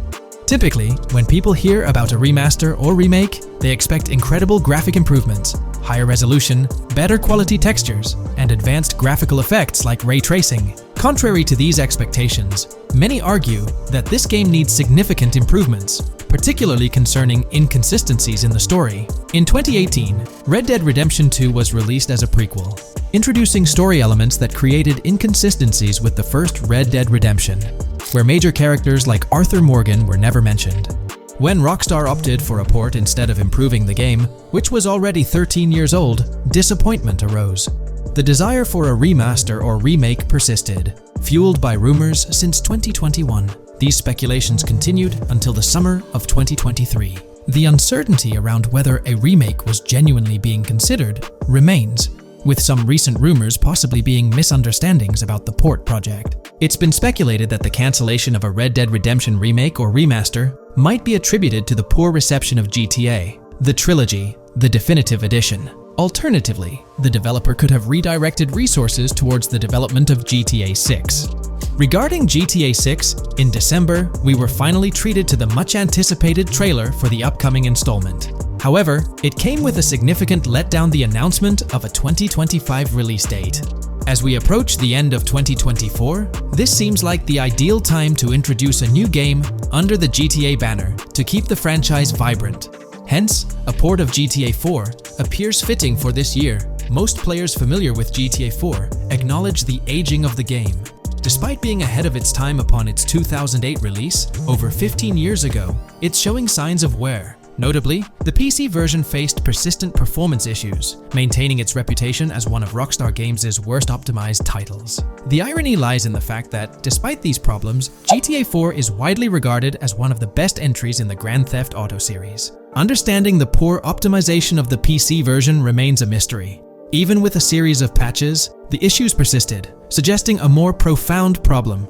Originally designed for Xbox 360 and PlayStation 3 consoles with different hardware architectures, porting GTA 4 to PC necessitated significant modifications. Unfortunately, not all of these changes were executed appropriately. Compounding the matter, the game was built on the advanced and intricate Rage engine, adding complexity to its optimization. Unlike consoles with standardized hardware, the diverse range of PC hardware available at the time of GTA 4's release posed a challenge.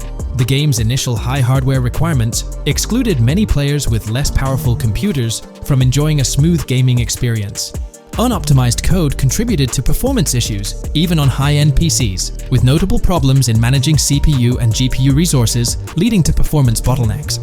How else can we gather indications that a GTA 4 remaster or port is possibly in development? Well, in September 2022, Take-Two Interactive, the parent company of Rockstar Games, made a notable move. They took down a fan-made mod for GTA 4, known as the Definitive Edition. This mod compilation, comprised of various mods and fan-made patches, aimed to significantly enhance the visual and experiential aspects of the 15-year-old game on PC. The roots of this remastering endeavor with mods trace back to 2016, when the mod pack for GTA Vice City, named Reborn, initiated the project. Over time, it expanded to encompass mods for GTA 3, San Andreas, Chinatown Wars, and other Rockstar games like Bully and the Warriors. According to information from the author's website, the group behind this project confirmed that their files, hosted on Mediafire, received a DMCA takedown notice. Presumably issued by Rockstar or its parent company Take-Two Interactive, this notice mandated the removal of the Definitive Edition project from their website. This development was communicated through a tweet from the Definitive Edition project. Bad news, guys. Appreciate it if you got PPL to raise awareness. Spread the word as much as possible. I knew this day was coming. Here we are with a DMCA by Rockstar, I assume, on our GTA 4 Definitive Edition patch. Well, I suppose we need to remove all GTA 4 related stuff from the website. Curiously, from what I understand, the takedown specifically focused on the GTA 4 mod. As of now, the original trilogy mods on the site remain untouched, but the project doesn't express a high level of confidence in the longevity of these mods being available. No DMCA for the original trilogy yet, just GTA 4. So for now I think the trilogy is safe. Just enjoy it when you still can, they wrote. This isn't the initial instance of Take-Two Interactive taking action against mods. Their track record indicates a protective stance towards their intellectual properties. They've previously taken down mods before, a practice observed prior to the unveiling of their own Definitive Edition for the original GTA trilogy. Despite its problematic release, that project proved to be financially successful. Many in the gaming community express a desire for Rockstar Games to follow suit and release a remastered version of GTA 4, similar to what the studio accomplished with the trilogy. Xbox One, Series X and S users currently enjoy the luxury of playing GTA 4 through backward compatibility. However, this isn't the case for PS4 and PS5 users. Should Rockstar opt not only for re-release support, but also for substantial changes to the game, there are certain aspects of GTA 4 that could benefit from improvement. First and foremost, graphics are an apparent focal point, a common aspect of remasters to enhance the visual experience. It's worth noting that beyond the expected graphical upgrades, GTA 4 might require more nuanced improvements. One aspect that garnered criticism was the peculiar yellow filter present in the original game, making everything appear dull. This yellow tint, a characteristic of the late 2000s and 2010s, was often disparaged when employed in video games. For an open-world game like GTA 4, many argue that this filter made little sense. Various graphics mods for the PC version, such as the Ice Enhancer 4, have demonstrated that Liberty City can maintain its gritty atmosphere without this filter. For a glimpse of what a GTA 4 remaster could potentially achieve, the Ice Enhancer 4 graphics mod offers an illustrative example. Developed over several years by the skilled modder Haysam Keelani, this fan-made graphics overhaul aimed to elevate the game's visual experience well beyond its original state. On the flip side, individuals who have a fondness for the original yellow filter in the game may not find favor with this mod. If Rockstar opts to stay faithful to the original and preserve the color scheme, it would still be beneficial to update the environmental textures. Over time, these textures have aged considerably, featuring a noticeably low resolution that now appears outdated. Moving on, one of the most memorable aspects of GTA 4 is the recurring scenario where Roman calls Nico to go bowling. Nico, it's your cousin. You want to shoot some pool? Roman, I can't talk now. Damn! This feature, while often considered a source of humor, can be somewhat bothersome. Nico's friends frequently reaching out for social activities can prove distracting, especially during critical missions or while immersed in the exploration of the open world. Rejecting these calls actually decreases your relationship with that friend, impacting specific benefits they offer. GTA 5 addressed this issue by making interactions with friends more user-friendly, introducing new activities to engage in. Incorporating similar friend activities in a remastered version of GTA 4 would be a positive and welcome addition. Another area of improvement is clothing and customization. The clothing options for Nico in GTA 4 are quite limited. Notably, the game lacks the iconic fingerless gloves seen in promotional art and trailers. A remaster could rectify this, especially considering the community's disappointment over their absence. Additionally, though hairstyles were planned, they were not included in the final game, as evidenced by the presence of barbershops in the game files. A remaster could enhance clothing options and introduce hairstyle changes, mirroring the customization available in GTA Online. Unlike GTA San Andreas or GTA 5, GTA 4 lacks car customization features. Players can only randomly change their vehicle's primary color at a pay and spray. While this might not have been a significant issue in earlier titles like GTA 3 or Vice City, it does feel like an oversight in a more modern title like GTA 4. A remaster could bring in more extensive vehicle customization options. Given the central role of vehicles in the Grand Theft Auto games, enhancing customization not only adds depth but also makes the gaming experience more immersive. In fact, acquiring new and rare cars is often considered the most appealing aspect of GTA Online, and a remaster could significantly enhance the appeal of GTA 4 through this single feature alone. While Rockstar Games has been dedicating their efforts to newer projects, it's intriguing to observe that GTA 4 hasn't been entirely neglected by them. Surprisingly, the game has received updates, albeit sporadically, even years after its initial release in 2008.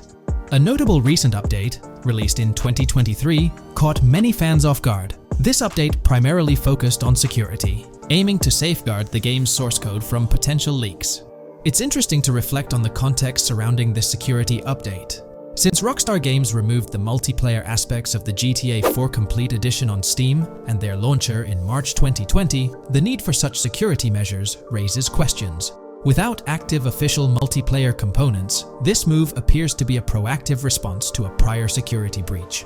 In that incident, a hacker infiltrated Rockstar's security system, leaking pre-alpha version footage of the highly anticipated GTA 6. While Rockstar's immediate focus is on bringing GTA 6 to fruition, the possibility of a GTA 4 remaster isn't entirely dismissed.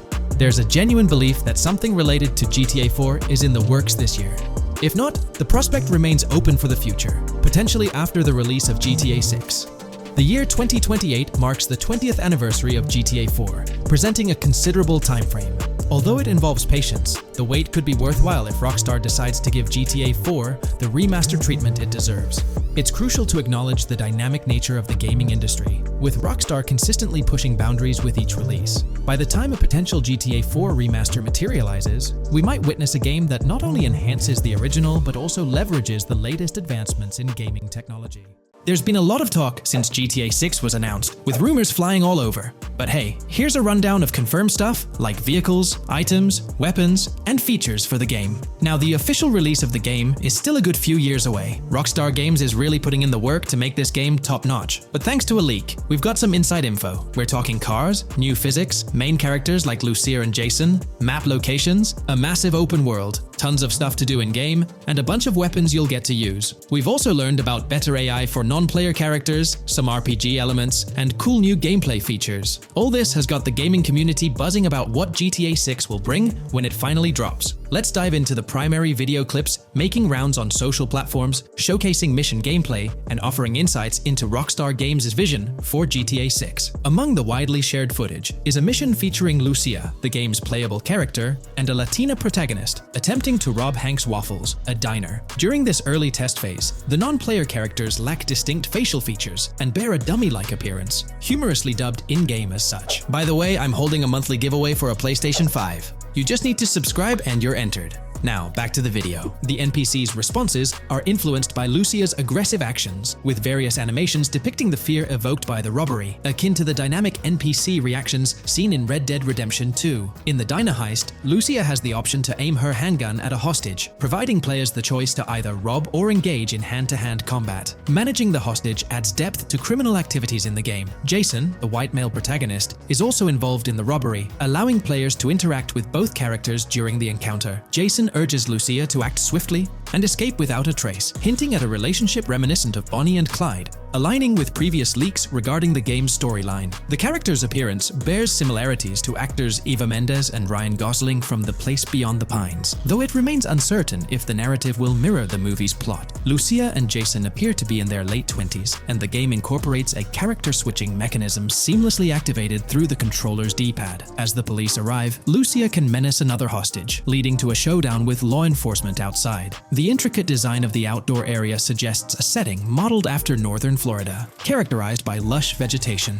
As Lucia and Jason make their getaway, they rack up 2 wanted stars but avoid a shootout, deftly maneuvering around parked cars before commandeering a police cruiser. This early mission stage is apparent with tutorial-like cues, one highlighting improvements in police AI, where law enforcement remembers vehicles linked to illegal actions. The scene wraps up with Lucia driving the police car, Jason reassuring her of their ability to shake off the cops. However, their escape comes to an abrupt halt, with an unintended collision at an outdated car wash. The early footage reveals a minimap reminiscent of Grand Theft Auto 5, with icons possibly denoting missions from unfamiliar characters labeled WM and YJ. As they ascend to the VIP second floor, Dre interacts with DJ Tip, who appears irked by drink delays. A brief spat implies Tip's unpopular status. Dre moves on, and the clip ends. It's important to note that these clips depict early development stages, subject to changes throughout the game's progress. Another intriguing leak spills details on over 500 in-game events, encounters, and Easter eggs. While we can't cover them all, here are a few highlights. Various events like fishing, Satanist houses,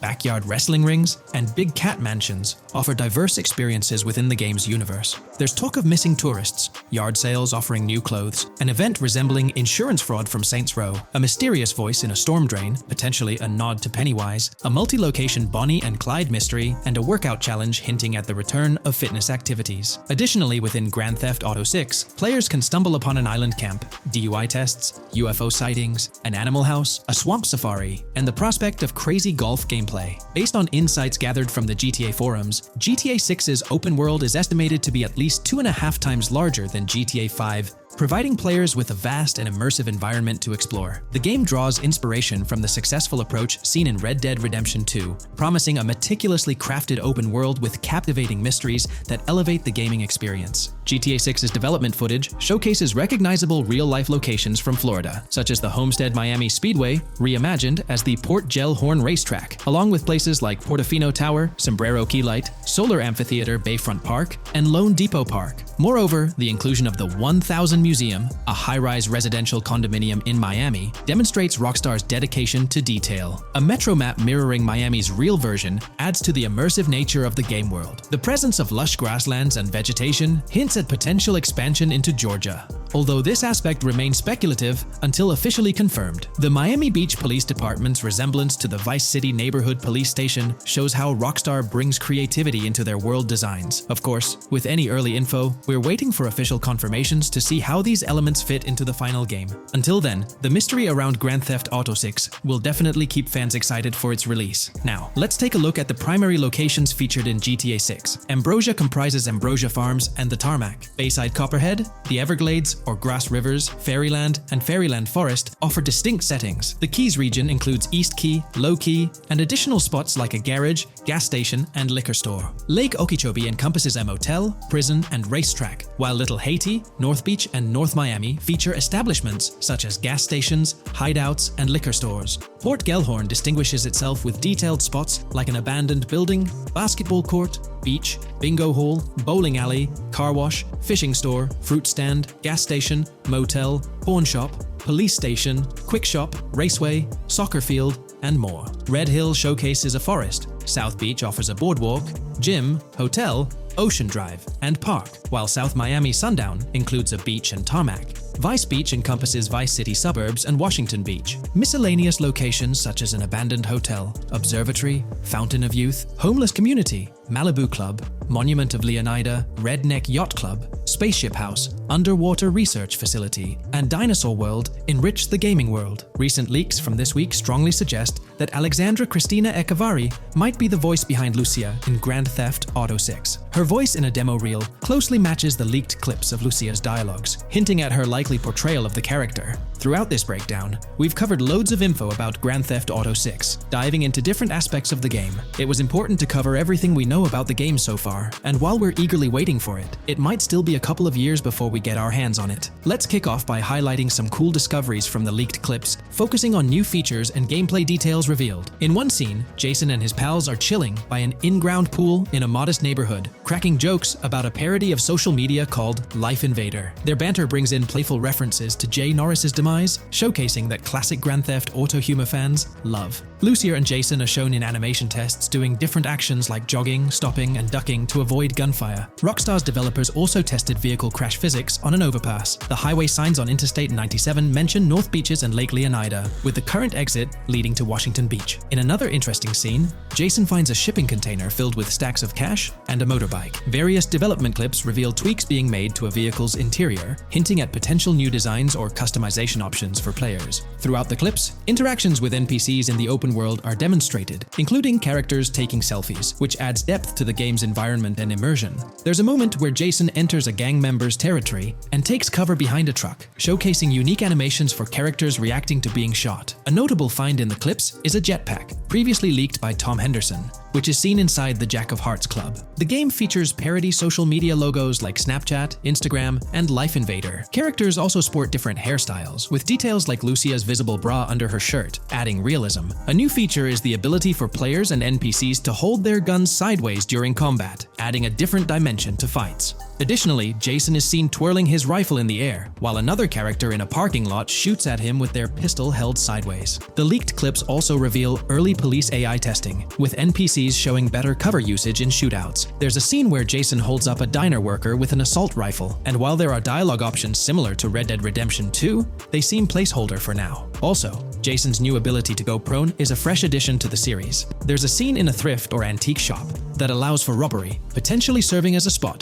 to sell stolen items, adding depth to the gameplay. Another feature borrowed from Red Dead Redemption 2 is the ability to pick up and carry bodies, which adds complexity to gameplay. Red Dead Redemption 2's influence can be seen in several other aspects of this game too. The game brings in several RPG elements, like managing food, drinks, sweat, fatigue, and even taming animals, giving players a deeper gameplay experience. References to mountain bike ramps and city bike rentals promise enjoyable cycling activities. The leaked clip clips mention a bunch of weapons, from firearms like pistols, shotguns, and rifles, to unusual ones like golf clubs, baseball bats, and crowbars. Players can also use equipment such as flashlights, binoculars, lockpicks, and more. Additionally, players can stay in motels and hotels, with the Kington Hotel being one of the options. There's even a pool party with live music for players to check out. References to the Everglades and wildlife like alligators, snakes, raccoons, and birds suggest diverse environments to explore. The weapon wheel system, similar to Red Dead Redemption 2, limits the number of weapons and items players can carry. Lucia can carry a loot bag, possibly used for robberies or stealing from different places. The inventory system allows players to carry health kits and other items for temporary boosts. And Jason can pick up and drop weapons from his inventory. The clips hint at animations like overdose, suggesting unique actions or events in the game. There are indications of horses and horse riding mechanics, possibly inspired by Red Dead Redemption 2.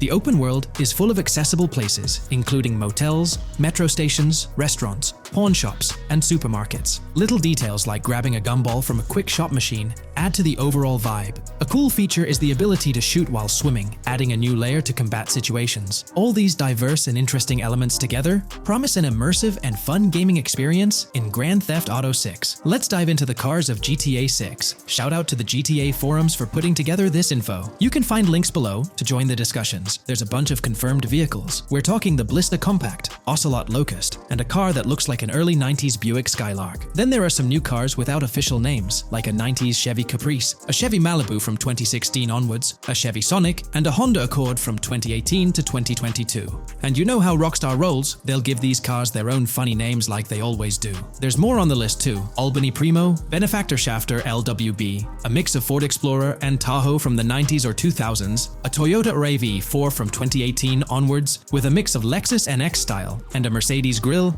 Pegassi Tauros, a 1980s Jeep CJA Scrambler, a 5th Gen F150, a G20 conversion van, a Brute Camper, Vapid Speedo, HV Mixer, Metro Mover, D-Class Sheriff SUV, Mobatsu Sanchez Livery, Nagasaki Street Blazer, a 1970s Ford Ranchero, a 1971 Buick Estate, an Albany Emperor, D-Class Turbo Sabre, Yoga Classic, the Contender, and Sadler. Moreover, gamers can anticipate a range of vehicles in Grand Theft Auto 6, including the Slam Van Pickup, Bobcat XL, an updated Regina, Alpha, Gauntlet Classic, Moonbeam Helion, Boxville Go Postal, an unidentified Albany vehicle drawing inspiration from a 1959-60 Cadillac, a Rebel, an unknown Asian sedan, a Ferrazzi or Feroci, Baller, Novak, Buffalo STX, Alpha and Feudo, a Benson NF 890, Buffalo without a sports bumper, and the Stanier and Landstalker. This extensive lineup promises an immersive and varied driving experience for players within the game. What's got you hyped about this game? Share your thoughts in the comments below.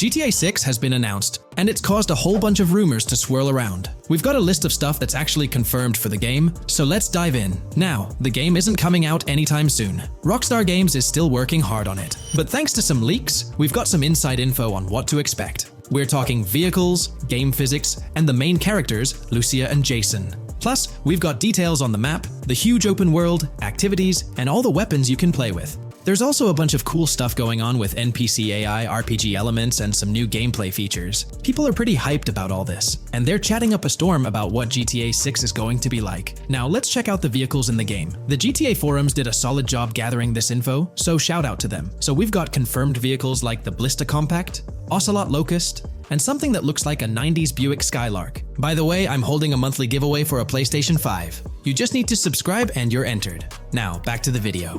There are a bunch of other cars too, without official names, like a 90s Chevy Caprice, a 2016 present Chevy Malibu, a Chevy Sonic, and a 2018 to 2022 Honda Accord. Rockstar usually gives these cars funny names. Other rides include the Albany Primo, Benefactor Shafter LWB, something that's like a mix of Ford Explorer and Tahoe from the 90s or 2000s, a 2018 present Toyota RAV4 with Lexus NX vibes and a Mercedes grille, the Pegassi Tauros, a 1980s Jeep CJA Scrambler, a 5th Gen F150, a G20 conversion van, a Brute Camper, a Vapid Speedo, HV Mixer, Metro Mover, D-Class Sheriff SUV, Mobatsu Sanchez Livery, Nagasaki Street Blazer, a 1970s Ford Ranchero, a 1971 Buick Estate, an Albany Emperor, D-Class Turbo Sabre, Yoga Classic, the Contender, and Sadler. And don't forget the Slam Van Pickup, Bobcat XL, an updated Regina, Alpha, Gauntlet Classic, Moonbeam Helion, Boxville Go Postal, an unknown Albany car that's based on a 1959-60 Cadillac, a Rebel, some Asian sedan, Ferrari or Feroci, Boller, Novak, Buffalo STX, Alpha and Feudo, a Benson, NF 890, Buffalo with no sports bumper, and the Stanier and Landstalker. With all these vehicles, GTA 6 is going to be quite the ride. Now let's talk about some gameplay clips making the rounds on social media. They give us a sneak peek at missions and what Rockstar is up to. One clip shows Lucia, our main character, trying to rob a place called Hank's Waffles, a diner. In this early test, the non-player characters look kinda generic and are jokingly called dummies in the game. The NPCs react to Lucia's aggressive moves, and their animations show they're pretty freaked out, kind of like what we saw in Red Dead Redemption 2. During the robbery, Lucia can aim her gun at a hostage, giving you the choice to rob or have a face-off. Taking a hostage adds some spice to the crime. Jason, the other protagonist, is there too, and you can interact with both characters during the heist. Jason pushes Lucia to hurry up and make a clean getaway, hinting at a Bonnie and Clyde-style partnership, which lines up with earlier leaks about the game's story. People are even saying that Lucia and Jason look like Eva Mendes and Ryan Gosling from the Place Beyond the Pines movie, but we're not sure if the game's story will follow a similar path. Lucia and Jason look like they're in their late 20s. You can switch between them in the game using the controller's D-pad. When the cops show up, Lucia can threaten another hostage, and it leads to a face-off with the police outside. The outdoor area looks like it's inspired by northern Florida with all the greenery. While trying to escape, Lucia and Jason rack up 2 wanted stars, but instead of a shootout, they skillfully maneuver through parked cars and hijack a police cruiser. You can tell it's an early part of the game from the tutorial-like prompts, including one about the police getting smarter and remembering cars involved in crimes. The clip ends with Lucia driving off in the stolen police car, and Jason assures her they can shake the cops. But their getaway ends with an accidental crash at an old car wash. In the next mission, Jason and Lucia hit up a strip club called Jack of Hearts and run into Dre, who's chatting with another lady. Dre talks about his music dreams and hints at someone named Boopy. During this chat, we get messages from 2 new contacts, Billy and RB Shaw, through a WhatsApp parody. The early footage shows a minimap that looks like the one in GTA 5, with icons that probably stand for missions from characters labeled WM and YJ. As they head up to the VIP second floor, Dre has a run-in with DJ Tip, who's upset about waiting for drinks. Dre steps in, but it's clear that Tip isn't the most popular guy. Dre moves on, and that's where the clip ends. Just remember, this is early development footage, and things might change as the game gets closer to release. Another leak spills the beans on more than 500 world events, encounters, and Easter eggs you'll come across while playing. There's too much to cover, but I'll mention a few interesting ones. You'll find stuff like missing tourists, yard sales with new clothes, an event that's a bit like the insurance fraud thing in Saints Row, a voice in the storm drain that might remind you of Pennywise, a Bonnie and Clyde mystery that spans different places, and a workout challenge that suggests fitness activities are back. Players can also stumble upon an island camp, DUI tests, UFO sightings, an animal house,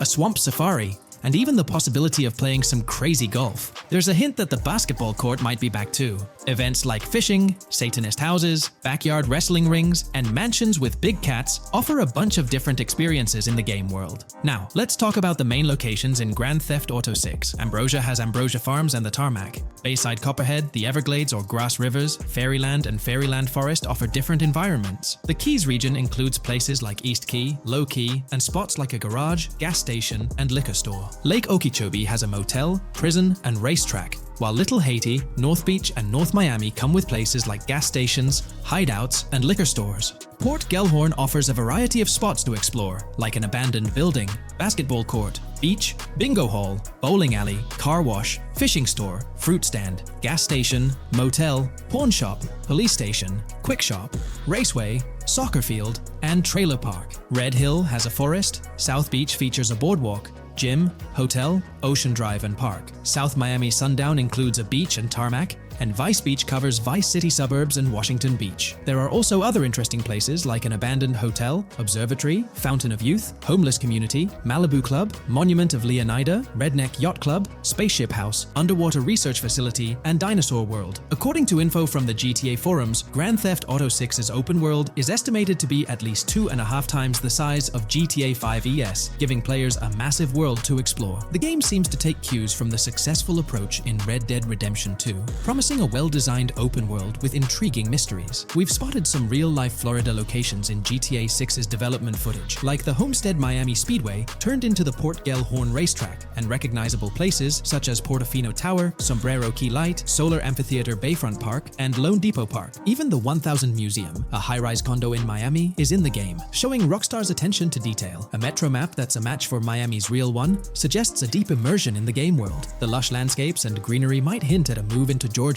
but that's just speculation until we get official word. Details like the Vice City Neighborhood Police Department resembling the Miami Beach Police Department show Rockstar's creativity and world design. As always, we're waiting for official announcements to see how all these elements come together in the final game. Until then, the mystery of Grand Theft Auto 6 keeps fans excited. There's a recent leak suggesting that Alexandra Christina Echevarri could be the voice behind Lucia in Grand Theft Auto 6. Her voice from a demo reel seems to match up with Lucia's leaked dialogue. We've covered a ton of info about Grand Theft Auto 6, from gameplay details to new features. It's important to remember that the game might still be a couple of years away from release, so we'll have to be patient. Now, let's dig into some interesting findings from the leaked clips. We see Jason and his pals hanging out by an in-ground pool in a lower-income neighborhood, cracking jokes about a parody of social media called Life Invader. It's all about brain downloading and poking fun at Jay Norris's demise. Classic Grand Theft Auto humor. The leaked clips also give us a peek into early police AI testing, showing NPCs using cover better during gunfights. In one scene, Jason robs a diner worker with an assault rifle, and we see some dialogue options that look like they're from Red Dead Redemption 2, but they might just be placeholders. Jason's new ability to go prone is a fresh addition to the franchise, and a scene in a thrift or antique shop hints at the option for robbery, maybe even a place to sell stolen items, which adds depth to the gameplay. There are animation tests for Lucia and Jason, doing stuff like jogging, stopping, and ducking to avoid gunfire. Rockstar's developers also tested vehicle crashing physics, with a car driving over an overpass. Highway signs mention North Beaches and Lake Leonida on Interstate 97, with the current exit leading to Washington Beach. In another scene, Jason stumbles upon a shipping container full of cash and a motorbike. Various development clips show changes to the inside of a vehicle, suggesting new vehicle designs or customization options for players. Throughout the clips, there are various interactions with NPCs in the open world, like characters taking selfies, which makes the game's world feel more immersive. Another mechanic borrowed from Red Dead Redemption 2 is the ability for characters to pick up and carry bodies, adding depth to the gameplay. We also see other influences from Red Dead Redemption 2 in different aspects of the game. The weapon wheel system is similar to Red Dead Redemption 2 with limited weapons and items you can carry. Lucia has a loot bag that might be used for robberies or stealing stuff from different places. The inventory system lets players hang on to health kits and other items for temporary buffs, and Jason can pick up and drop weapons from his inventory. In one scene, Jason enters a gang member's territory and takes cover behind a truck, and we see unique animations for characters reacting to getting shot. There's a mention of a jetpack that was previously leaked by Tom Henderson,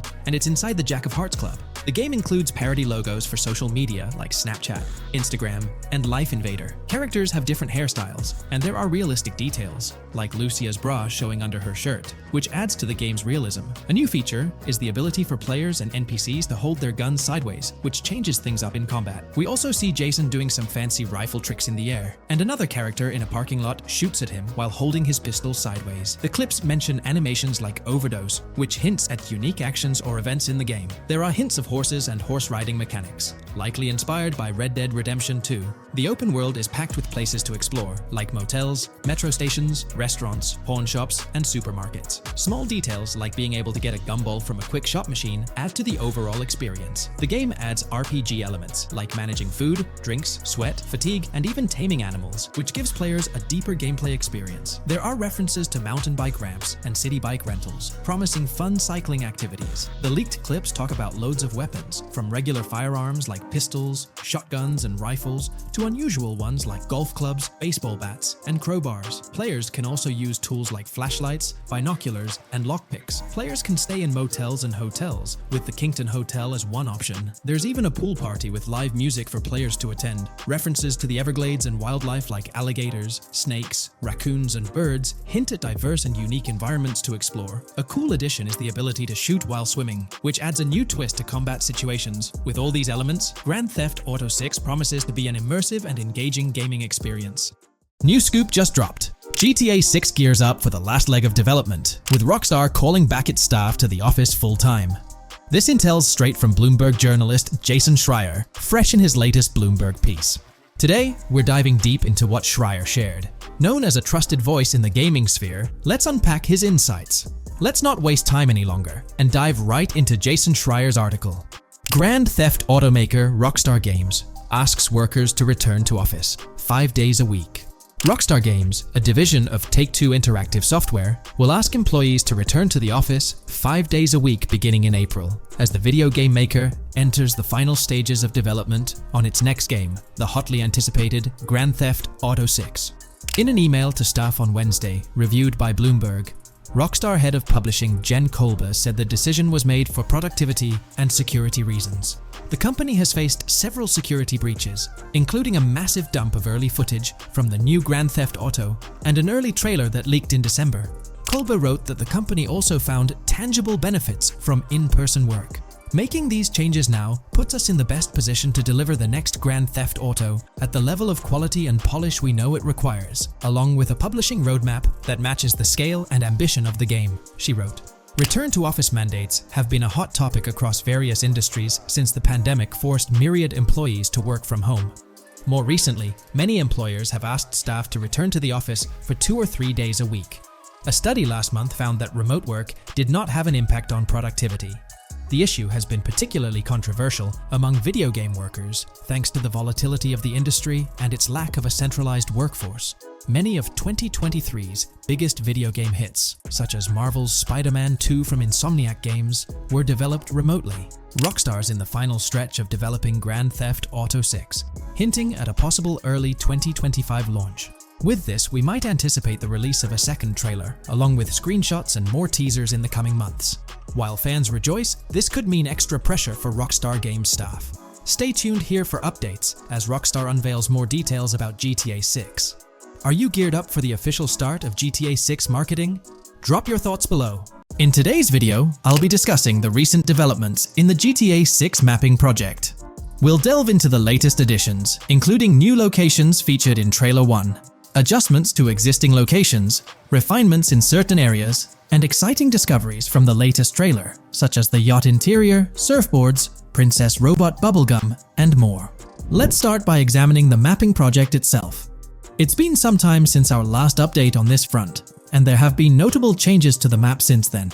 This iteration represents the most recent version of the GTA 6 mapping project, spearheaded by Dupee's 0R. Below, you'll find a roster of individuals who have contributed to this endeavor, and it's worth noting that this list has been recently updated. This project stands as the largest and most comprehensive effort within the fan community, with the goal of predicting the map of GTA 6 as accurately as possible prior to its official unveiling. Dupee's 0R mentioned that there's still an extensive list of elements to incorporate and modify, but for now, this update suffices. Anticipate further alterations to the map in subsequent updates. This iteration represents the latest version of the GTA 6 mapping project.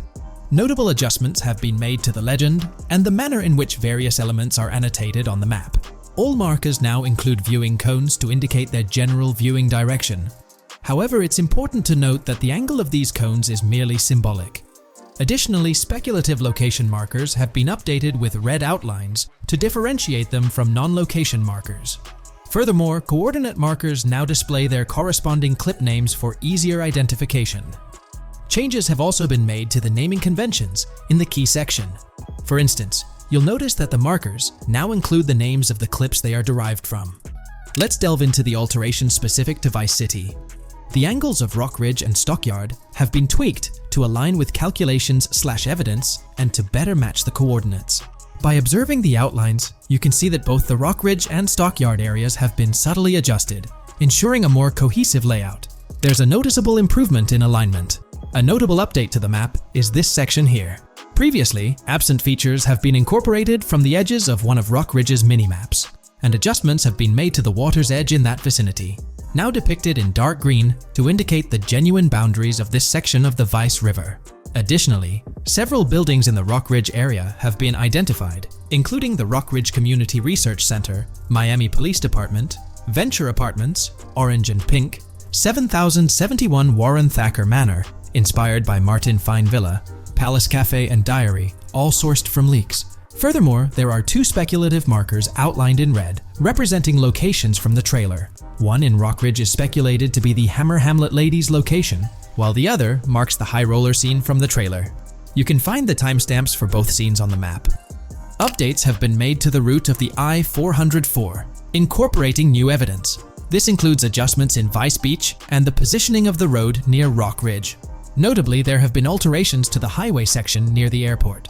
Additionally, speculative terrain and building positions in Washington Beach have been revised to align more closely with the evidence. Changes have been made to the shapes and locations of the Ritz-Carlton Bal Harbour, Akoya condos, and Jade Ocean condos. Furthermore, alongside the speculative road and landmass in the Bayfront Heights area, the Y Vice City and Gate/Continental hotels have been included in the Vice Beach vicinity. Additionally, several minor adjustments and fixes have been implemented. Regarding the Vice Beach area, there have been additions of new buildings supported by recent evidence. These include 200 Ocean Drive, 260 Ocean Drive, 1043 Washington Avenue, Beach Park Hotel, and Council Towers North. Moreover, over at Brickell Key Island, 2 new buildings, Brickell Key 1 and Brickell Key 2, have been introduced. Additionally, corrections have been made to the names of the Tequesta Point locations, accurately reflecting their respective positions. Now, let's shift our focus away from Vice City. Firstly, an error regarding St. Joseph has been rectified. Previously labeled in purple, it should have been marked in red to signify that this name hasn't been confirmed in the leaks, but is either speculative or based on real-life data. Moving westward towards Port Gellhorn, there have been notable additions to the leaked industrial area opposite the state prison, along with improvements to the prison itself. Several speculative structures, highlighted in red, including a water tower and industrial buildings, have been incorporated, along with a cell tower across from the prison. Heading south to the Keys, significant improvements have been made. Adjustments to the landmass near the camera location, where the shot with the Dodal seaplane occurs, have been made based on speculative evidence. An airbase/runway has been added, along with guard booth and barriers visible in the trailer. Additionally, 2 speculative buildings marked in red, as well as the speculative Naval Area Station, have been included. That wraps up all the updates to the GTA 6 mapping project. Share your thoughts in the comments below. There have been some significant changes with this update. But now, let's shift our attention to the discoveries made in the trailer. I also wanted to touch on these findings in this video.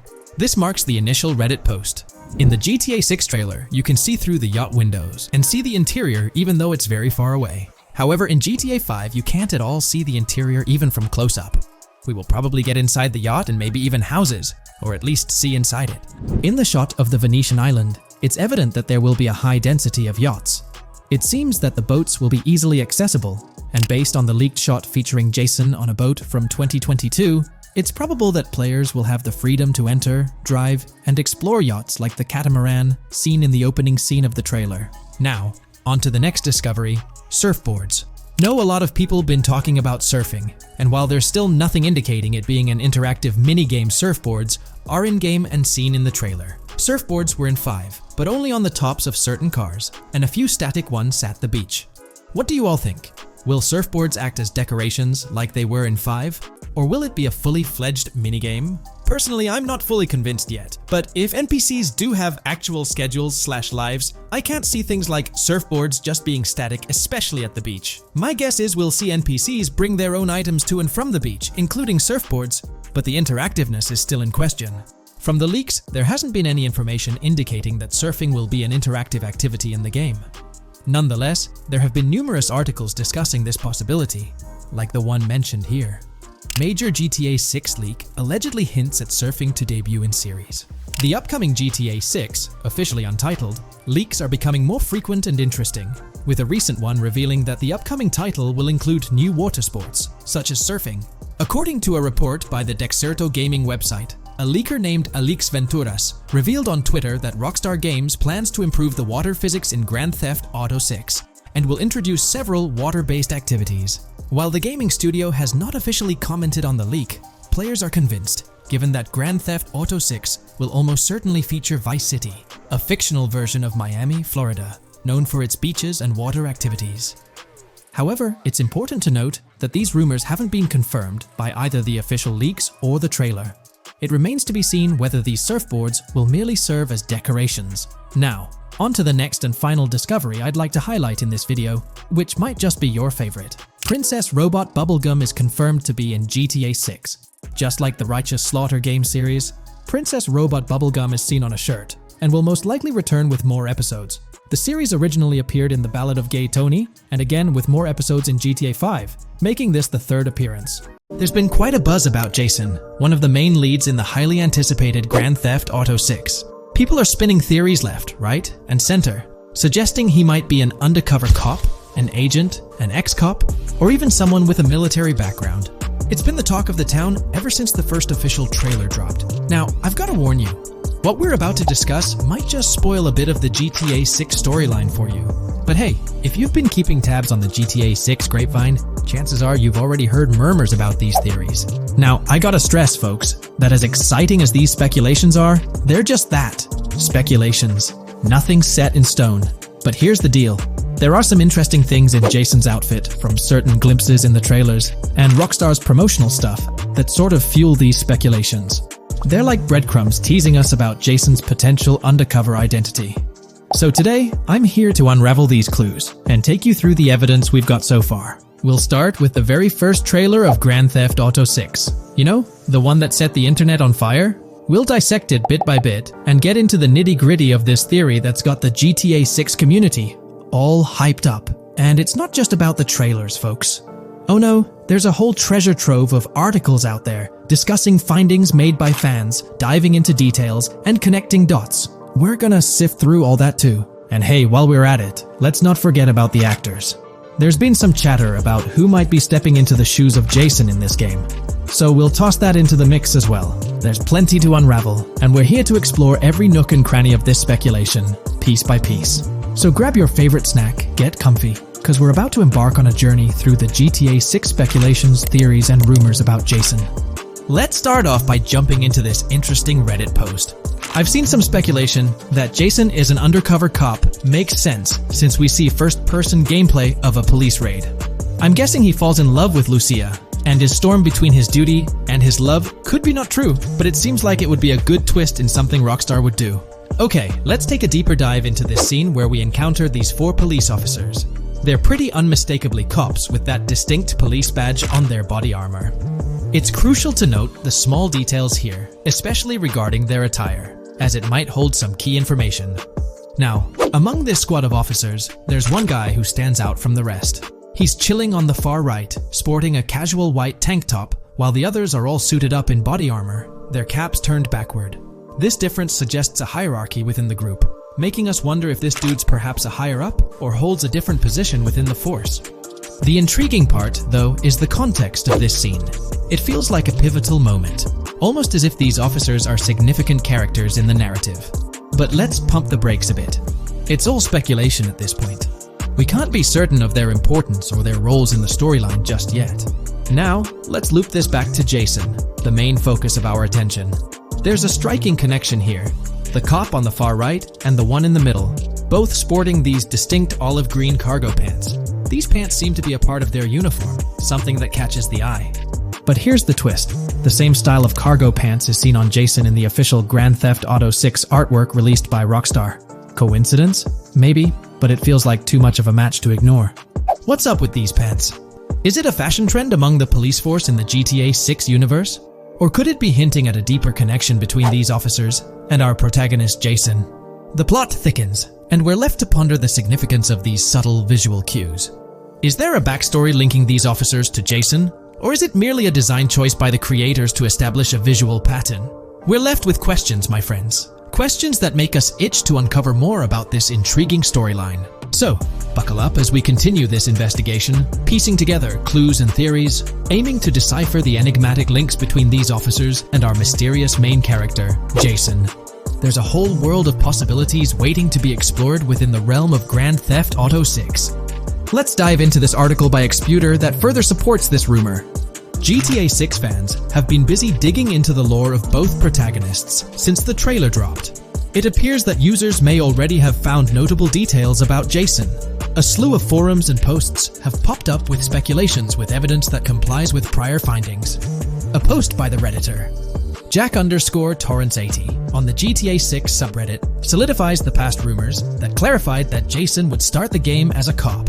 The pants worn by the protagonist in the GTA 6 poster are a part of the official uniform of Miami-Dade Police. The green cargo pants are the same color used by the Miami-Dade Police SWAT team. Additionally, the inclusion of body cam footage in the trailer may also imply his past background as a cop. It is speculated that he was dismissed from the service during the events of the game, having to continue his life as a petty thief. In the side-by-side comparison, you'll notice something intriguing. Those pants on the right in the image are an exact match to the ones worn by those police officers in the trailer clip. The detailing with those black bands and the gun holsters, it's all there. But here's where it gets interesting. Jason, in the official artwork, doesn't seem to have any of those gun holsters. It's as if he decided to part ways with that gear when he left the police force, holding onto only those distinctive pants. Now, about that white tank top he's sporting in the artwork, it bears a striking resemblance to the one worn by the cop, positioned on the far right in that clip. It's these little connections that make you wonder if there's more to it than meets the eye. Could it be a deliberate choice by the creators to hint at Jason's past, subtly linking him to the law enforcement world? Or is it just a coincidence? In the comments of the Reddit post, a user says, he is probably a dismissed cop or soldier, got too desperate and started to do petty crimes. Lucia brings him the local connections and scores, and he uses his former police training skills in weaponry and vehicles. A dismissed corrupt cop or soldier, a freshly out of jail ex-prisoner. Victor Vance and Tommy Vercetti. And there could be more parallels between these two pairs of characters if you think about it. Vic was being betrayed again and again in his storyline. When he finally decided to quit, his brother pushed him to enter another deal with Tommy, which eventually killed him. Tommy, on the other hand, is a more cunning and ambitious person. He promised Rosenberg to leave him a piece of his Vice City empire, but later abandoned him and left him exiled in Las Venturas. These observations really bring up some compelling comparisons, especially when looking at Tommy Vercetti and Victor Vance from previous GTA installments.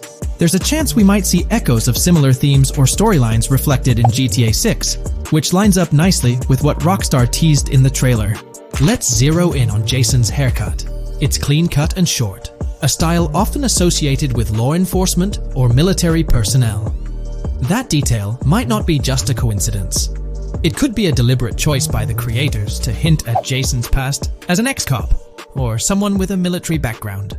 It adds an extra layer of depth to his character, don't you think? I'm genuinely interested in hearing your take on this theory. There is a lot of evidence supporting this theory, and it might be a major deal as we might be working with the police possibly in GTA 6. That would be a completely new gameplay element in the GTA series, so we have a lot to look forward to. Tell me, what are your thoughts and opinions about Jason's potential background, whether he's linked to law enforcement or not, as it could shed more light on this intriguing speculation. So, please share your thoughts in the comments section below, and let's keep this discussion rolling.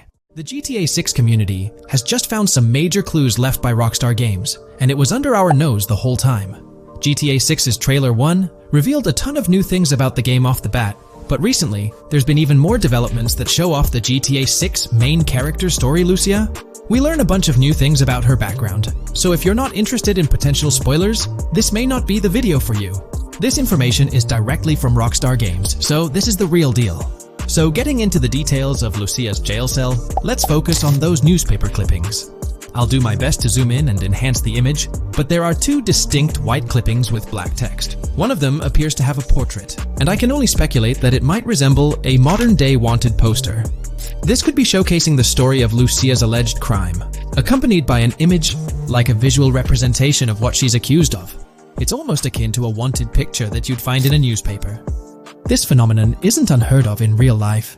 When people do something noteworthy or newsworthy, it's not uncommon for them to keep a record of it, like an article, and put it up on their wall as a sort of memento. It's like a snapshot of a moment in their life, even if it involves legal trouble. So Lucia might be preserving this particular newspaper clipping as a piece of her history, whether it's for sentimental reasons or perhaps as a reminder of the circumstances that led to her incarceration. Now let's broaden the scope a bit and draw comparisons to previous GTA protagonists. Take Michael DeSanta, for instance. His mansion has family photos on the walls. Franklin Clinton's house features similar personal touches. Even Trevor Phillips, in his trailer, has pictures that tell a story about his life. It's not just confined to the HD era. Even in the 3D era games, characters had their own way of leaving traces of their lives in their living spaces. This inclination to personalized living spaces is fascinating. In Lucia's case, the jail cell is an unexpected canvas for her personal story. It makes you wonder about her background, the choices she made, and the events that led her to that cell. Exploring these details could give us a deeper understanding of who she is and why she's in the predicament we find her in.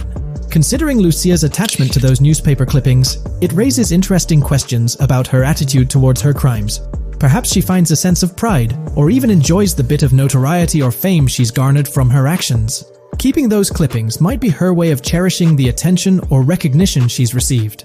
The prospect of spending a substantial amount of time in prison also suggests that it could involve more than just a brief cutscene, but potentially a series of missions within the jail environment.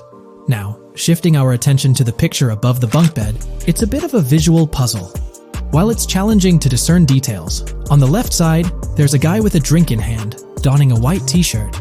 Next to him is a woman with voluminous hair, and in the foreground, there's another figure.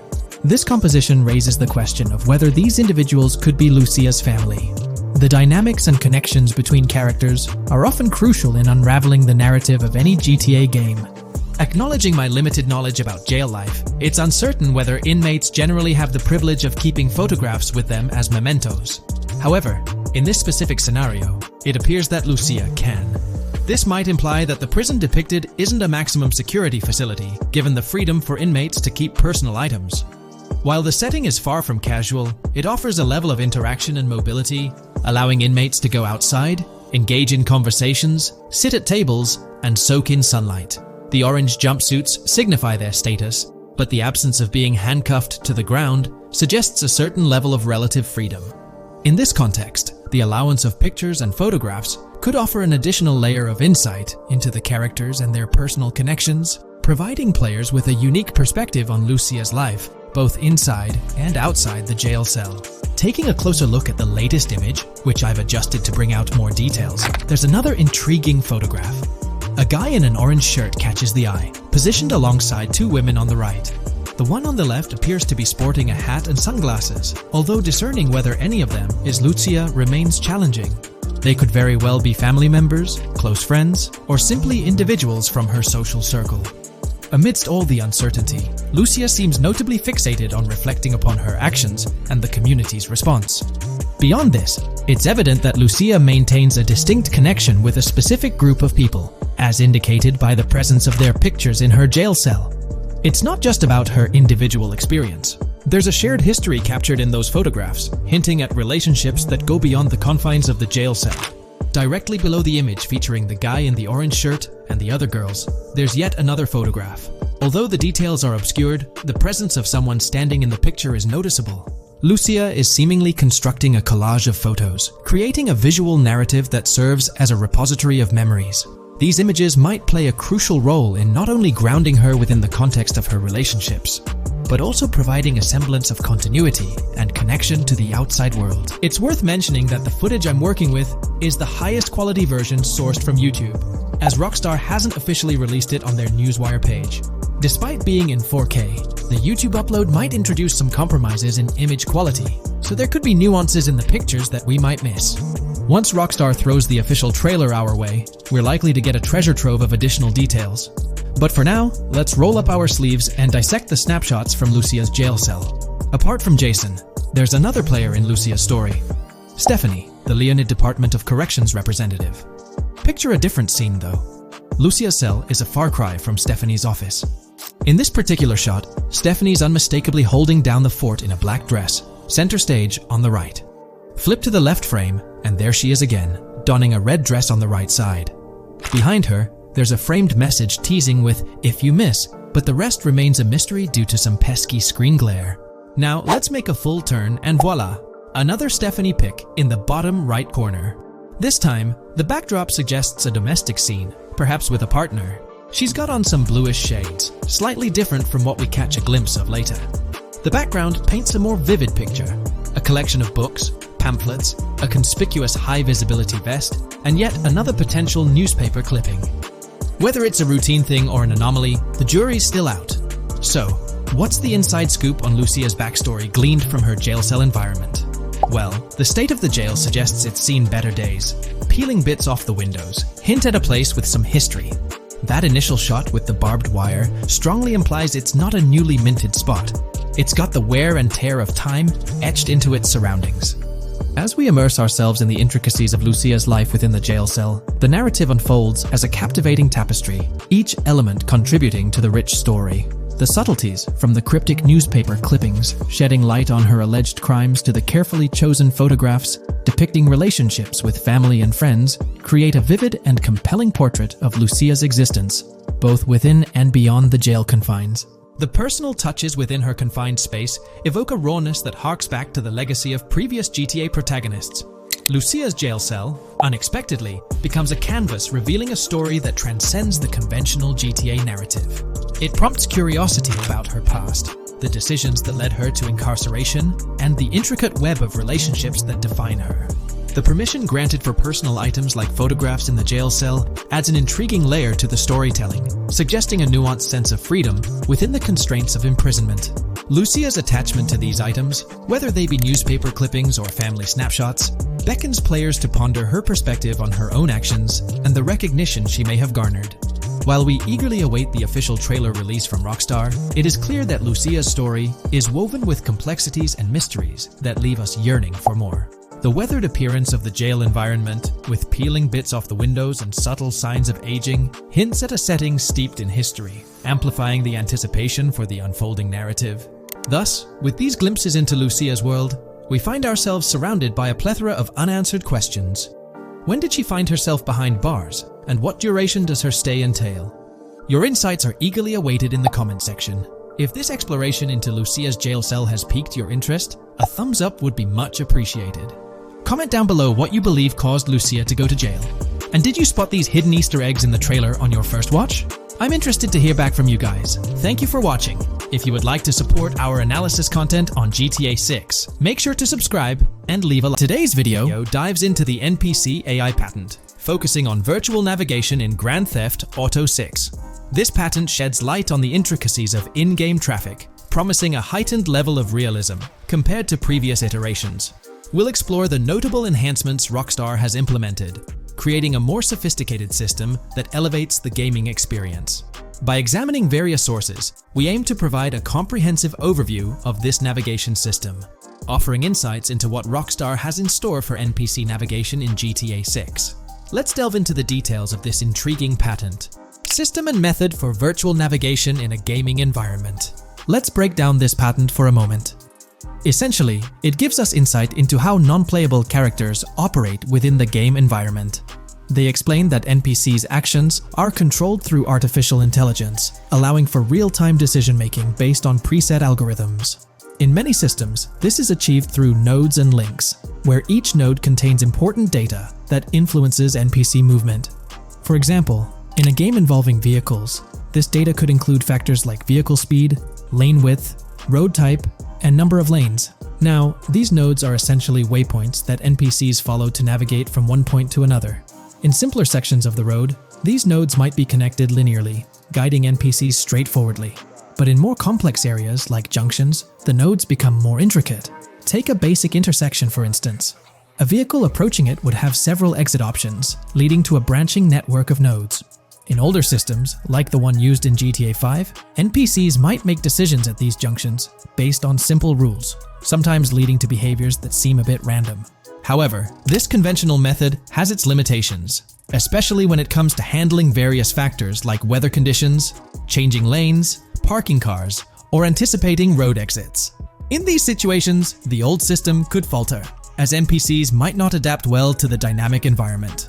One downside of the node-based system is its limited capacity to replicate real-life factors that humans naturally consider. Another drawback is its constraint in automating NPCs effectively. Due to memory and processing limitations, only a set number of NPC-controlled cars can be spawned in the game. Naturally, players crave a more immersive experience with a greater number of NPC-controlled cars on the road. Moreover, in conventional systems, NPCs often repeat the same actions, and some may even disappear as players get closer to them. Additionally, in GTA 5, the system relies on local traffic avoidance for NPCs to steer clear of collisions. This means that NPCs continuously scan their immediate surroundings each frame for any obstacles like vehicles, pedestrians, or objects. Using a front-facing polygon, they gather data about the road layout and calculate the optimal steering angle to dodge obstacles or stay on the road. It's worth noting that this process occurs independently for each frame, without any reference to previous frames. This results in slower detection, as the system may not recognize a road blockage promptly. Instead, it interprets the obstruction as something to be avoided, without distinguishing it as a complete road blockage. Recognizing these limitations, Rockstar has engineered an NPC system that addresses these shortcomings of conventional systems. This advanced system efficiently manages NPC nodes and node graphs, yielding optimal outcomes while circumventing hardware and software constraints.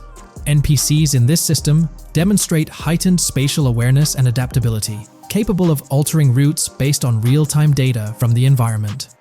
Moreover, this innovative system synergizes with the tagging mechanism discussed in earlier discussions. Through node analysis, the system identifies tags, such as indicating a road leads to a junction unsuitable for large vehicles. Consequently, large vehicles are deterred from entering. Furthermore, NPCs within this system consider various attributes of vehicle types, models, including speed restrictions, acceleration and braking capabilities, top speeds, cornering abilities, and vehicle size. NPCs will consider a plethora of data from their surroundings, leading to heightened situational awareness. Video games are populated by NPCs who are able to make real-time decisions based on their environment.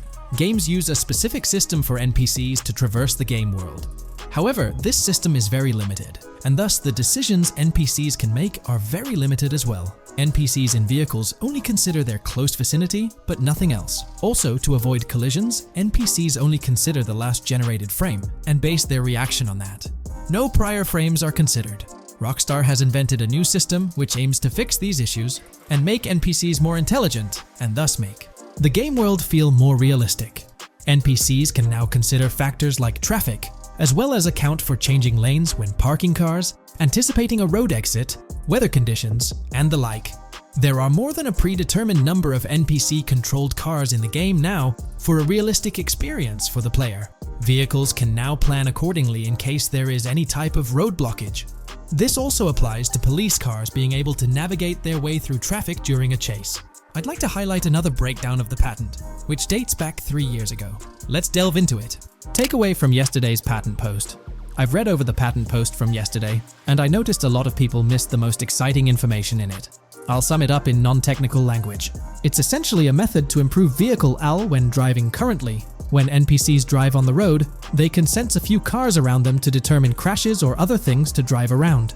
This is dumb AL, as it has very few factors to take into account, and requires a lot of computational resources. This is why vehicles despawn when far away to free up the CPU.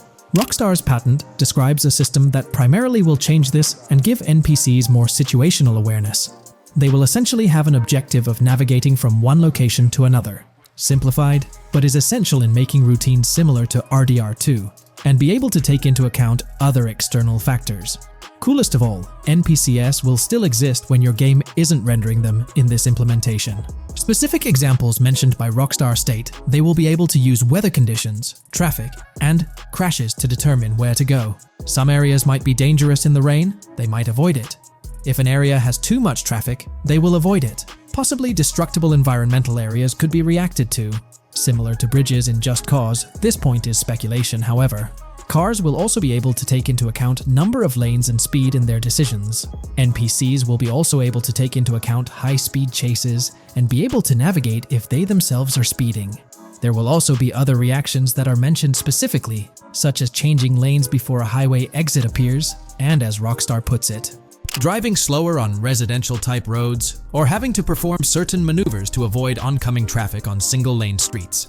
The large part they also mention is this implementation uses a lot less processing power. The NPC schedules can be relayed by a central server. They could possibly use the console itself as well, and it doesn't require the same constant surrounding analysis. As previous Rockstar mentions, this will allow them to have denser traffic with the same resources. A large aim also seems to be realism. Rockstar's patent mentions realistic reactions to various factors as being the main intent. For example, NPCs will each have different driving ability levels based on the driver and the car. Essentially, each driver will have its own profile and have unique driving characteristics as well as skill level. Some might speed, others might not. Each vehicle will also affect the driving of these drivers. We're eagerly anticipating the debut of this new system in action in GTA 6. Share your thoughts in the comments section below. Today's video will delve into the upcoming changes to the AI systems in Grand Theft Auto 6 by Rockstar. We'll explore a patent that introduces a groundbreaking system unprecedented in gaming, promising a revolutionary shift in how AI operates within games. Additionally, we'll delve into other intricacies concerning AI and non-playable characters in GTA 6, including insights from a job listing at Rockstar's new LA studio, shedding light on NPC dialogue. We'll also examine NPC behaviors in response to their environment and their integration with social media, enhancing immersion and complexity in player interactions. Let's kick off with Rockstar's innovative AI system set to debut in Grand Theft Auto 6. Described by Rockstar as the most significant and immersive evolution of the series, the emphasis on immersion is evident in their patent filings. We'll focus on one particularly intriguing patent, unveiling a new system poised to revolutionize AI in gaming. Considering Rockstar's commitment to delivering the most immersive experience yet, it's evident that NPCs and AI will play pivotal roles. This patent specifically pertains to animations in GTA 6, aptly named System and Method for Virtual Character Locomotion. Back in 2020, Rockstar Games unveiled an innovative system that will debut in GTA 6. Now, the details might sound a bit complex, but essentially, this patent outlines a fresh approach to animating characters and imbuing them with dynamic intelligence. These characters will now possess a kind of virtual brain, allowing them to react to their environment, other NPCs, weather, and even their mood, influencing their animations on the fly.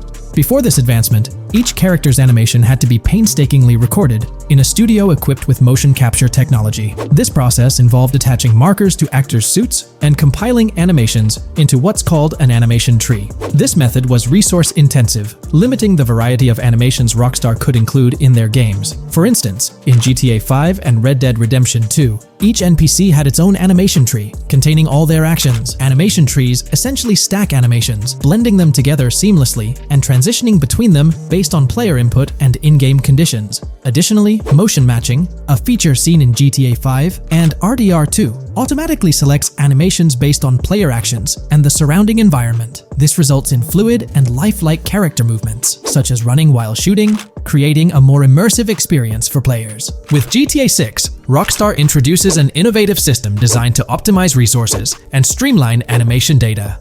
This approach allows for more content within the game while offering a broader array of animations. It shares similarities with motion matching but diverges in its utilization of a new framework. Rather than relying on conventional animation trees, character animations will be predominantly data-driven, adapting dynamically to environmental cues. These animations will be categorized into distinct motion types, representing unique character styles. Each character will possess a designated motion type, enhancing the depth and realism of their movements. As an illustration, let's consider various states such as tired, injured, and normal, each corresponding to a set of animations. Additionally, every character will possess their own blackboard, a virtual representation of their current state and surroundings. This blackboard stores crucial data including the character's condition, location, weather, temperature, and more. Utilizing this information, the game's code dynamically selects appropriate animations or styles for the character, enhancing their responsiveness to the virtual world. For instance, in the Ocean Drive scene from the trailer, we observe a character seated on the sidewalk. As a group of NPCs pass by, he attentively observes them, reacting accordingly to their presence. With this system, the gameplay experience is poised to become even more immersive. It will prioritize environmental data, including the presence of other NPCs and vehicles, alongside factors influencing the character's mood.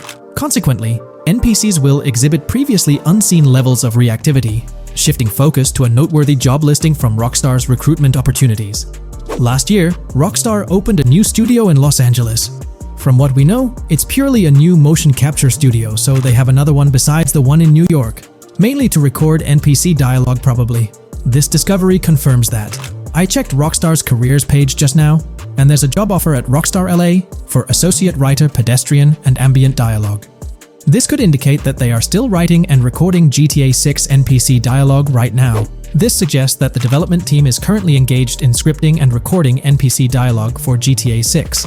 You can find the specific responsibilities outlined in the job description provided. It says, write funny, character-driven, and unique dialogue for our ambient population. Work with key stakeholders to understand and support the technical requirements for player-led, dialogue-based interactions with our ambient population.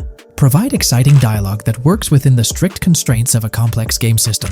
Undertake self-motivated research and leverage that research to enrich your writing. Understand and match the tone of our games. This underscores the commitment of Rockstar to ensuring that GTA 6 remains true to its franchise roots. Aligning NPC dialogue with the established GTA universe bodes well for the game's authenticity. Shifting gears to another aspect related to NPCs, let's delve into how they'll integrate with social media. Not only will NPCs exhibit more lifelike behaviors and interactions with their surroundings, but they'll also engage with social media platforms, a novel addition to Grand Theft Auto 6. Here's a rundown of the phones observed. NPCs will be equipped with various phone models, as evident from both images and the trailer. Notably, NPCs will actively engage with their phones, which boast fully functional cameras and displays, an improvement over GTA V. For instance, in a scene from the trailer set on Ocean Drive, an NPC can be observed capturing photos or videos with their phone. The displayed imagery accurately reflects the NPC's point of view, suggesting the possibility for NPCs to record and share in-game content on the virtual social media platforms. Let's delve into an intriguing Reddit post that delves into this aspect further. Here's why NPC-recorded TikToks aren't as far-fetched as you think. A common speculation point I see on this subreddit is the potential for NPC-recorded TikToks for the game's social media that was teased in the trailer. Like someone filming you, commit a crime, and you later seeing that post online. Many have dismissed this as far-fetched in terms of development complexity, but I wanted to discuss why it's plausible. Firstly, I think we've already seen a system that could serve as a base for building a TikTok-like system, the Instant Replay, Rockstar editor from GTA 5. Given this game is more of a sandbox with physics rather than a competitive shooter, where replay systems are typically seen, it's even more impressive to consider this system in GTA 5. It accurately records and replays events just as they happened, with every car, ragdoll, etc., moving just as it did originally in the moment. The tech behind this isn't actually recording like a camera and replaying, it's really just recreating it, which again makes it impressive how much time Rockstar put into it, making it accurate. To me, this feels like what could be used as a base for a system where NPCs record their own videos from their perspective. This next thing is something I could have sworn I remember hearing long ago, but can't seem to find, and was hoping someone on here remembers too. Back before GTA 5's launch, there were details revealed through various interviews, magazines, etc., and I remember hearing or reading something about being able to watch your own crimes on Weasel News on the TV. This obviously didn't end up in the game, but there is a slight remnant of it in GTA Online. Am I the only one who remembers this being mentioned for single player though? Maybe my mind is playing tricks on me. Anyways, this last point is actually from the trailer, at the 0:33 mark. In this scene, we see a lot of NPCs hanging out on a busy street, and one NPC in particular recording on his phone. As we know, Rockstar's trailers are always all in engine, no CGI cinematics, so I think it's worth noting that it looks as if his screen is accurately showing what he's looking at. My screenshot is zoomed in, but if you got Hatmark on the trailer, you can see it matches up to what he's looking up at. Could this be a hint towards said system, or just a nice detail? Rockstar has a reputation for delivering what they showcase in their trailers, often exceeding expectations. Their dedication to enhancing NPC interactions in GTA 6 underscores their commitment to creating a vibrant and authentic game world. I'm curious to hear your thoughts on these developments. Feel free to share your opinions in the comments below. In today's video, we're about to explore the intricacies of the Vice City mapping project, unraveling the mysteries of the latest map iteration. Join us as we meticulously analyze the details and draw insightful comparisons between the expansive GTA 6 map and its predecessors within the series. Our adventure doesn't stop there. We'll be immersing ourselves in the leaked information from 2022, unveiling a treasure trove of open-world activities. Brace yourselves for a comprehensive list featuring every nook and cranny on the GTA 6 map, showcasing not only new additions, but also the anticipated return of beloved locations from the iconic GTA Vice City, as hinted in the leaks. Let's kick off this exploration by delving into the heart of the GTA 6 mapping project. For those familiar with it, this official endeavor aims to provide a scale-accurate representation of what players can expect in the actual game. The map sprawls across two major cities, Vice City and Fort Gorn, and every detail is meticulously curated from leaks and the official trailer. Now, for those wondering about the seemingly expansive green spaces on the map, it's important to acknowledge the limitations of our knowledge. The apparent emptiness serves as a stark reminder of the scarcity of information currently available. The top portion of the map, appearing cut off, isn't indicative of boundaries or future expansions, but is rather a canvas awaiting details yet to be unveiled. Addressing rumors about the map's size, speculation abounds that GTA 6 will boast 3 major cities. While Vice City and Port Gorn are confirmed, the third city remains shrouded in mystery. There's a buzz that it might be Yorktown, potentially located north of Port Gorn. However, specifics about the placement of these locations marked in red are still elusive. Now, let's delve into the exciting prospect of exploring key locations on the GTA 6 map.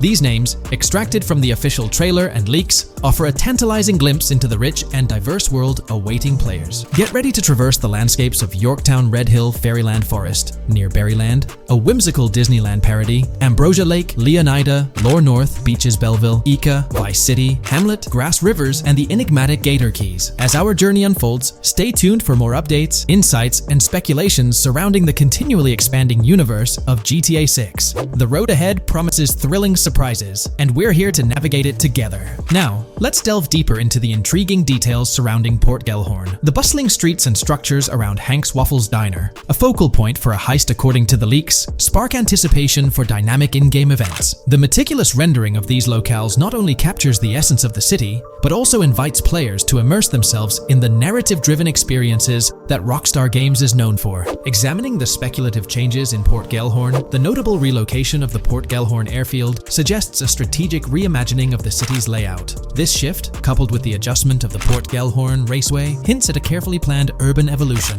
potentially altering the dynamics of the airport's placement within the city. The industrial sector of Port Gellhorn provides a gritty backdrop, with the iconic United States prison maintaining its imposing presence. The inclusion of the pawn shop, prominently featured in the trailer, underscores the developer's commitment to integrating real-world elements seamlessly into the game environment. Venturing southward, areas like Second Fina and Belleville remain enigmatic, their constant relocation adding an element of unpredictability to their final positioning on the map. Ambrosia La Pearl, steeped in mystery, teases players with its undisclosed location, heightening the sense of intrigue surrounding these diverse neighborhoods. Our exploration now takes us into the heart of Vice City, where a substantial chunk of the urban landscape unfolds before us. While speculation abounds regarding the placement of red buildings and names, the gray structures, sourced from both the trailer and leaks, serve as tangible landmarks, anchoring our understanding of the evolving cityscape. Vice Beach emerges as a vibrant district, adorned with numerous hotels that were meticulously analyzed in previous videos, providing a tangible link between the virtual world and its real-life counterparts. Washington Beach, with its diverse skyline, beckons players with promises of new adventures, enhanced by the improved streets of Stockyard, Little Haiti, Rock Ridge, and Crosstown, as showcased in the trailer footage. Descending further into the enchanting realm of Grass Rivers, we come across the enigmatic district of Hamlet, speculated to mirror the charm of Homestead. Yet, the persistent red designation leaves us tantalizingly in the dark about its precise location. This region reveals fascinating landmarks, including a power plant nestled at Turkey Point and a sewage treatment plant, painting a vivid picture of the industrial landscape, as gleaned from leaked footage. The presence of Grass Rivers itself, along with the mysterious Gator Keys and the alluring sundown, adds an extra layer of intrigue to this particular segment of the expansive GTA 6 map. A moment of appreciation is certainly due to the dedicated individuals steering the mapping project, whose commendable efforts grant fans an evolving and detailed peek into the GTA 6 world. Their commitment to accuracy and meticulous attention to detail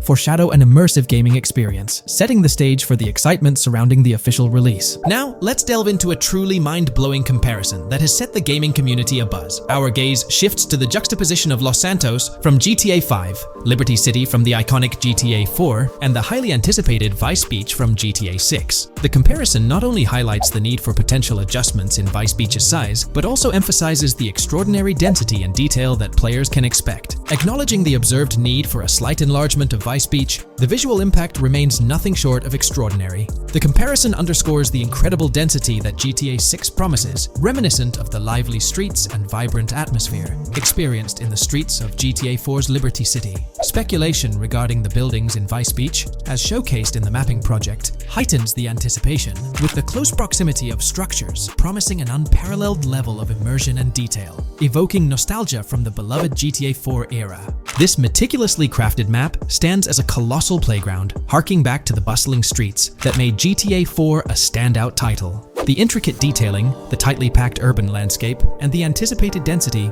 all point towards an experience that pays homage to the franchise's esteemed roots, while pushing boundaries in the expansive open-world genre. The enormity of GTA 6, both in size and detail, heralds a new era in gaming. The astonishing comparison, showcasing the potential density and intricacy of Vice City, is nothing short of a revelation. A special acknowledgement goes out to the mapping community for their outstanding work in envisioning an entire Vice City characterized by a multitude of buildings. The level of density and detail promised is unprecedented and is set to redefine the benchmarks of open-world gaming. The concept of an expansive map allegedly featuring 3 cities elevates the excitement, presenting players with a gaming landscape of unparalleled proportions. Now, delving into the realm of open-world activities revealed in the 2022 leaks, the thrill intensifies. With 4 confirmed activities and the potential inclusion of DICE, GTA 6 promises a diverse range of immersive experiences. Golf, fishing, and races are confirmed elements that contribute to the dynamic and engaging environment that Rockstar Games is crafting. A particularly intriguing moment unfolds in the trailer, as Jason, visibly nervous, speeds away from a robbery scene, with Luke clutching the ill-gotten cash. In the distance, the iconic Topgolf in Doro makes a cameo, a real-world entertainment destination located in Doro, Florida. The climate-controlled hitting bays, HD TVs, and sports bar elements create an enticing backdrop for players to explore. This real-world integration adds a layer of authenticity, bridging the gap between the virtual and real worlds. Fishing, poised to be a serene yet potentially rewarding pastime, is expected to be available from various locations in the vast ocean. Races, an integral and adrenaline-pumping element of the GTA series, are set to deliver high-octane excitement that fans have come to expect from the franchise. Furthermore, a detailed list from the GTA 6 document unravels every location visible in the leaks on the GTA 6 map. This includes not only new and thrilling destinations, but also the return of iconic locations from the beloved GTA Vice City. The inclusion of familiar locales adds a nostalgic touch, creating a seamless connection between the past and the present within the expansive world of GTA 6. Now let's embark on a comprehensive exploration of some of the familiar locales, making a triumphant return in GTA 6. As unveiled by the mapping project. These recognizable names from the GTA Vice City era evoke a sense of nostalgia, rekindling memories of past gaming experiences. Leaf Links, Malibu Club, Washington Beach, Ocean Drive, Ocean View, and Little Haiti are just a few examples of the beloved spots that players will once again encounter in the immersive world of GTA 6. It's a poignant journey back in time as we rediscover these iconic locations, now reimagined and seamlessly integrated into the highly anticipated GTA 6 map. Venturing further into the extensive list of locations, our focus remains on the map, unveiling an array of intriguing places that contribute to the game's richness. Among these, the Jack of Seas nightclub takes center stage, having made appearances in both the official trailer and the leaks from 2022.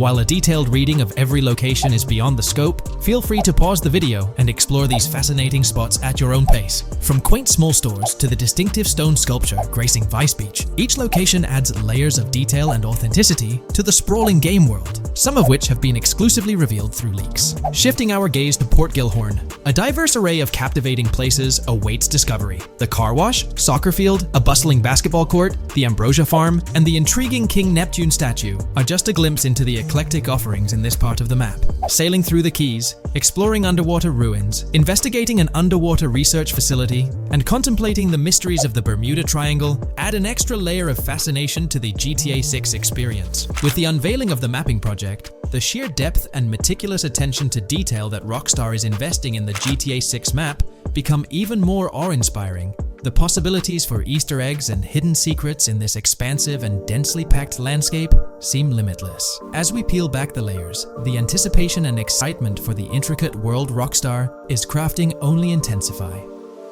In today's video, we're delving into the character creation aspect of Grand Theft Auto 6 and exploring how in-game NPCs will be generated. We'll take a look at a recent patent filed by T2 Interactive, the parent company of Rockstar Games, which sheds light on the character creation process within the world of GTA 6. The patent reveals details about a new system developed by Rockstar Games, designed to streamline character creation and leverage the capabilities of current generation consoles more effectively. As game worlds grow in size and complexity, filling them with diverse and compelling characters and environments becomes increasingly challenging. Artists are tasked with creating every individual in-game object, from characters to buildings and interiors. As these worlds expand, the computational and design efforts required also increase. However, Rockstar Games has once again demonstrated innovation by developing a system that optimizes the rendering of 3D objects, ensuring efficiency without compromising on detail. This system addresses the challenges posed by the ever-expanding scope of game worlds.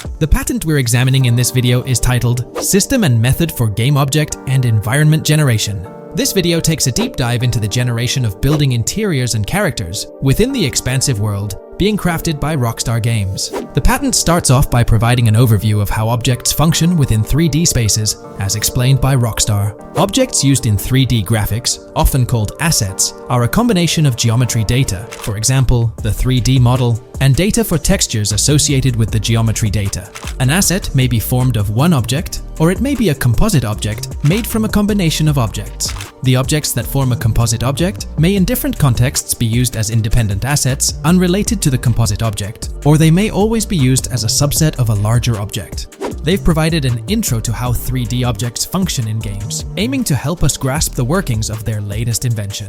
Persons of skill in the art will recognize that many different sorts of assets, such as vehicles, can be made from collections of subcomponents. For example, one aspect of the game might require a room, say a dining room. That entire dining room could be considered one game asset, but it will likely be created from several other assets, such as a table, chairs, dishes, glasses, wallpaper, flooring, etc. The glasses and chairs are independent of the larger dining room asset. As another example, a virtual person in the game, such a background character in a scene, would also be an asset. A person asset might be made up of a number of interchangeable objects, such as legs, a torso, arms, a head, etc.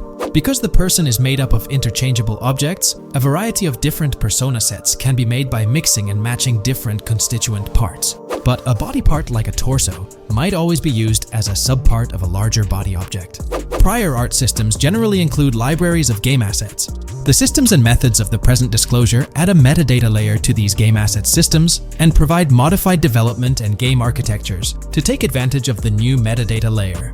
This metadata layer includes tags that are added to the object in order to provide useful descriptors. In a preferred embodiment, these descriptors are completely free-form and without context. This allows developers to specify information about objects as needed without having to be locked into a rich pre-configured schema. Rockstar's new system introduces an additional metadata layer and utilizes tags for enhanced functionality. In the next section, they provide examples illustrating how this tagging system will operate. For instance, characters and virtual beings within the game world will be assigned tags like skinny, chubby, average, attractive, ugly, young, old, and so on. They explain that this tagging system won't just apply to the 3D models or textures alone, but to the entire object package, which includes the model and its associated textures. Essentially, every aspect of a particular character will be tagged. For example, skin textures for elderly characters will be tagged as old, while arms and torsos for heavier characters will be tagged as chubby. They also list other tag examples provided by Rockstar, such as sporty, hipster, emo, preppy, nerdy, luxury, basic, new, worn out, business, and formal. Moreover, each component can have its own tag, and there can even be collections of assets with tags. Furthermore, they explain that all these assets can be stored on servers for easy developer access via an application programming interface (API). Additionally, these assets can be stored in various formats like XML, limited text, binary encoding, relational databases, and others, depending on the developer's proficiency. The systems and methods of the present disclosure further advantageously use the metadata via a rule set layer that uses the metadata to increase the speed and efficiency of game rendering, world or scene creation, game script execution, and rendering fidelity.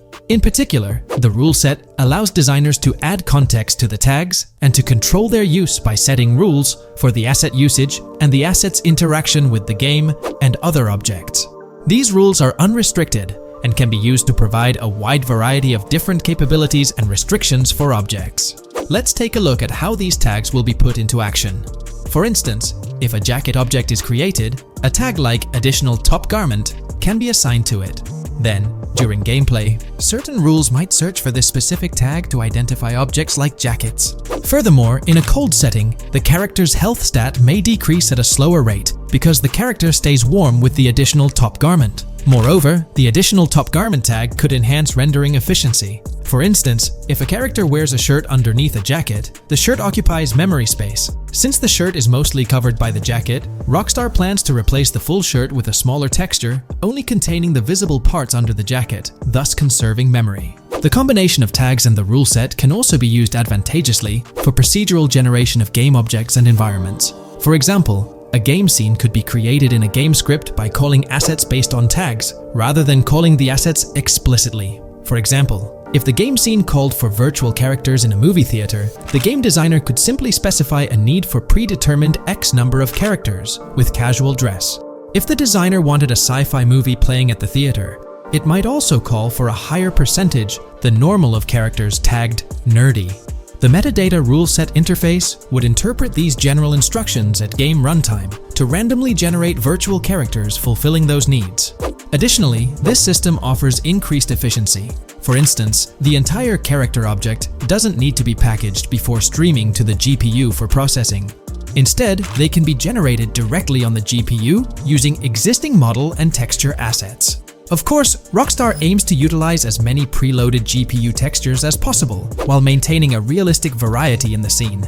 Moreover, this system allows them to control the number of preloaded textures used in a scene. For instance, more textures can be preloaded for complex scenes and fewer for simpler ones. The goal of this video is to provide an overview of the key aspects of this new system, so I won't delve into every example described in the patent. Turning to the details of the specified metadata, in a particularly advantageous embodiment, the following metadata is included for each model and texture: IDs, property tags, match tags, randomization restrictions, expression data, and optimization data. While this selection of metadata has been found advantageous, different groupings and subsets of these tags can be mixed and matched as needed to accomplish particular design goals without departing from the spirit and advantages of the present disclosed inventions. The uses, embodiments, and benefits of each of these fields are described as follows.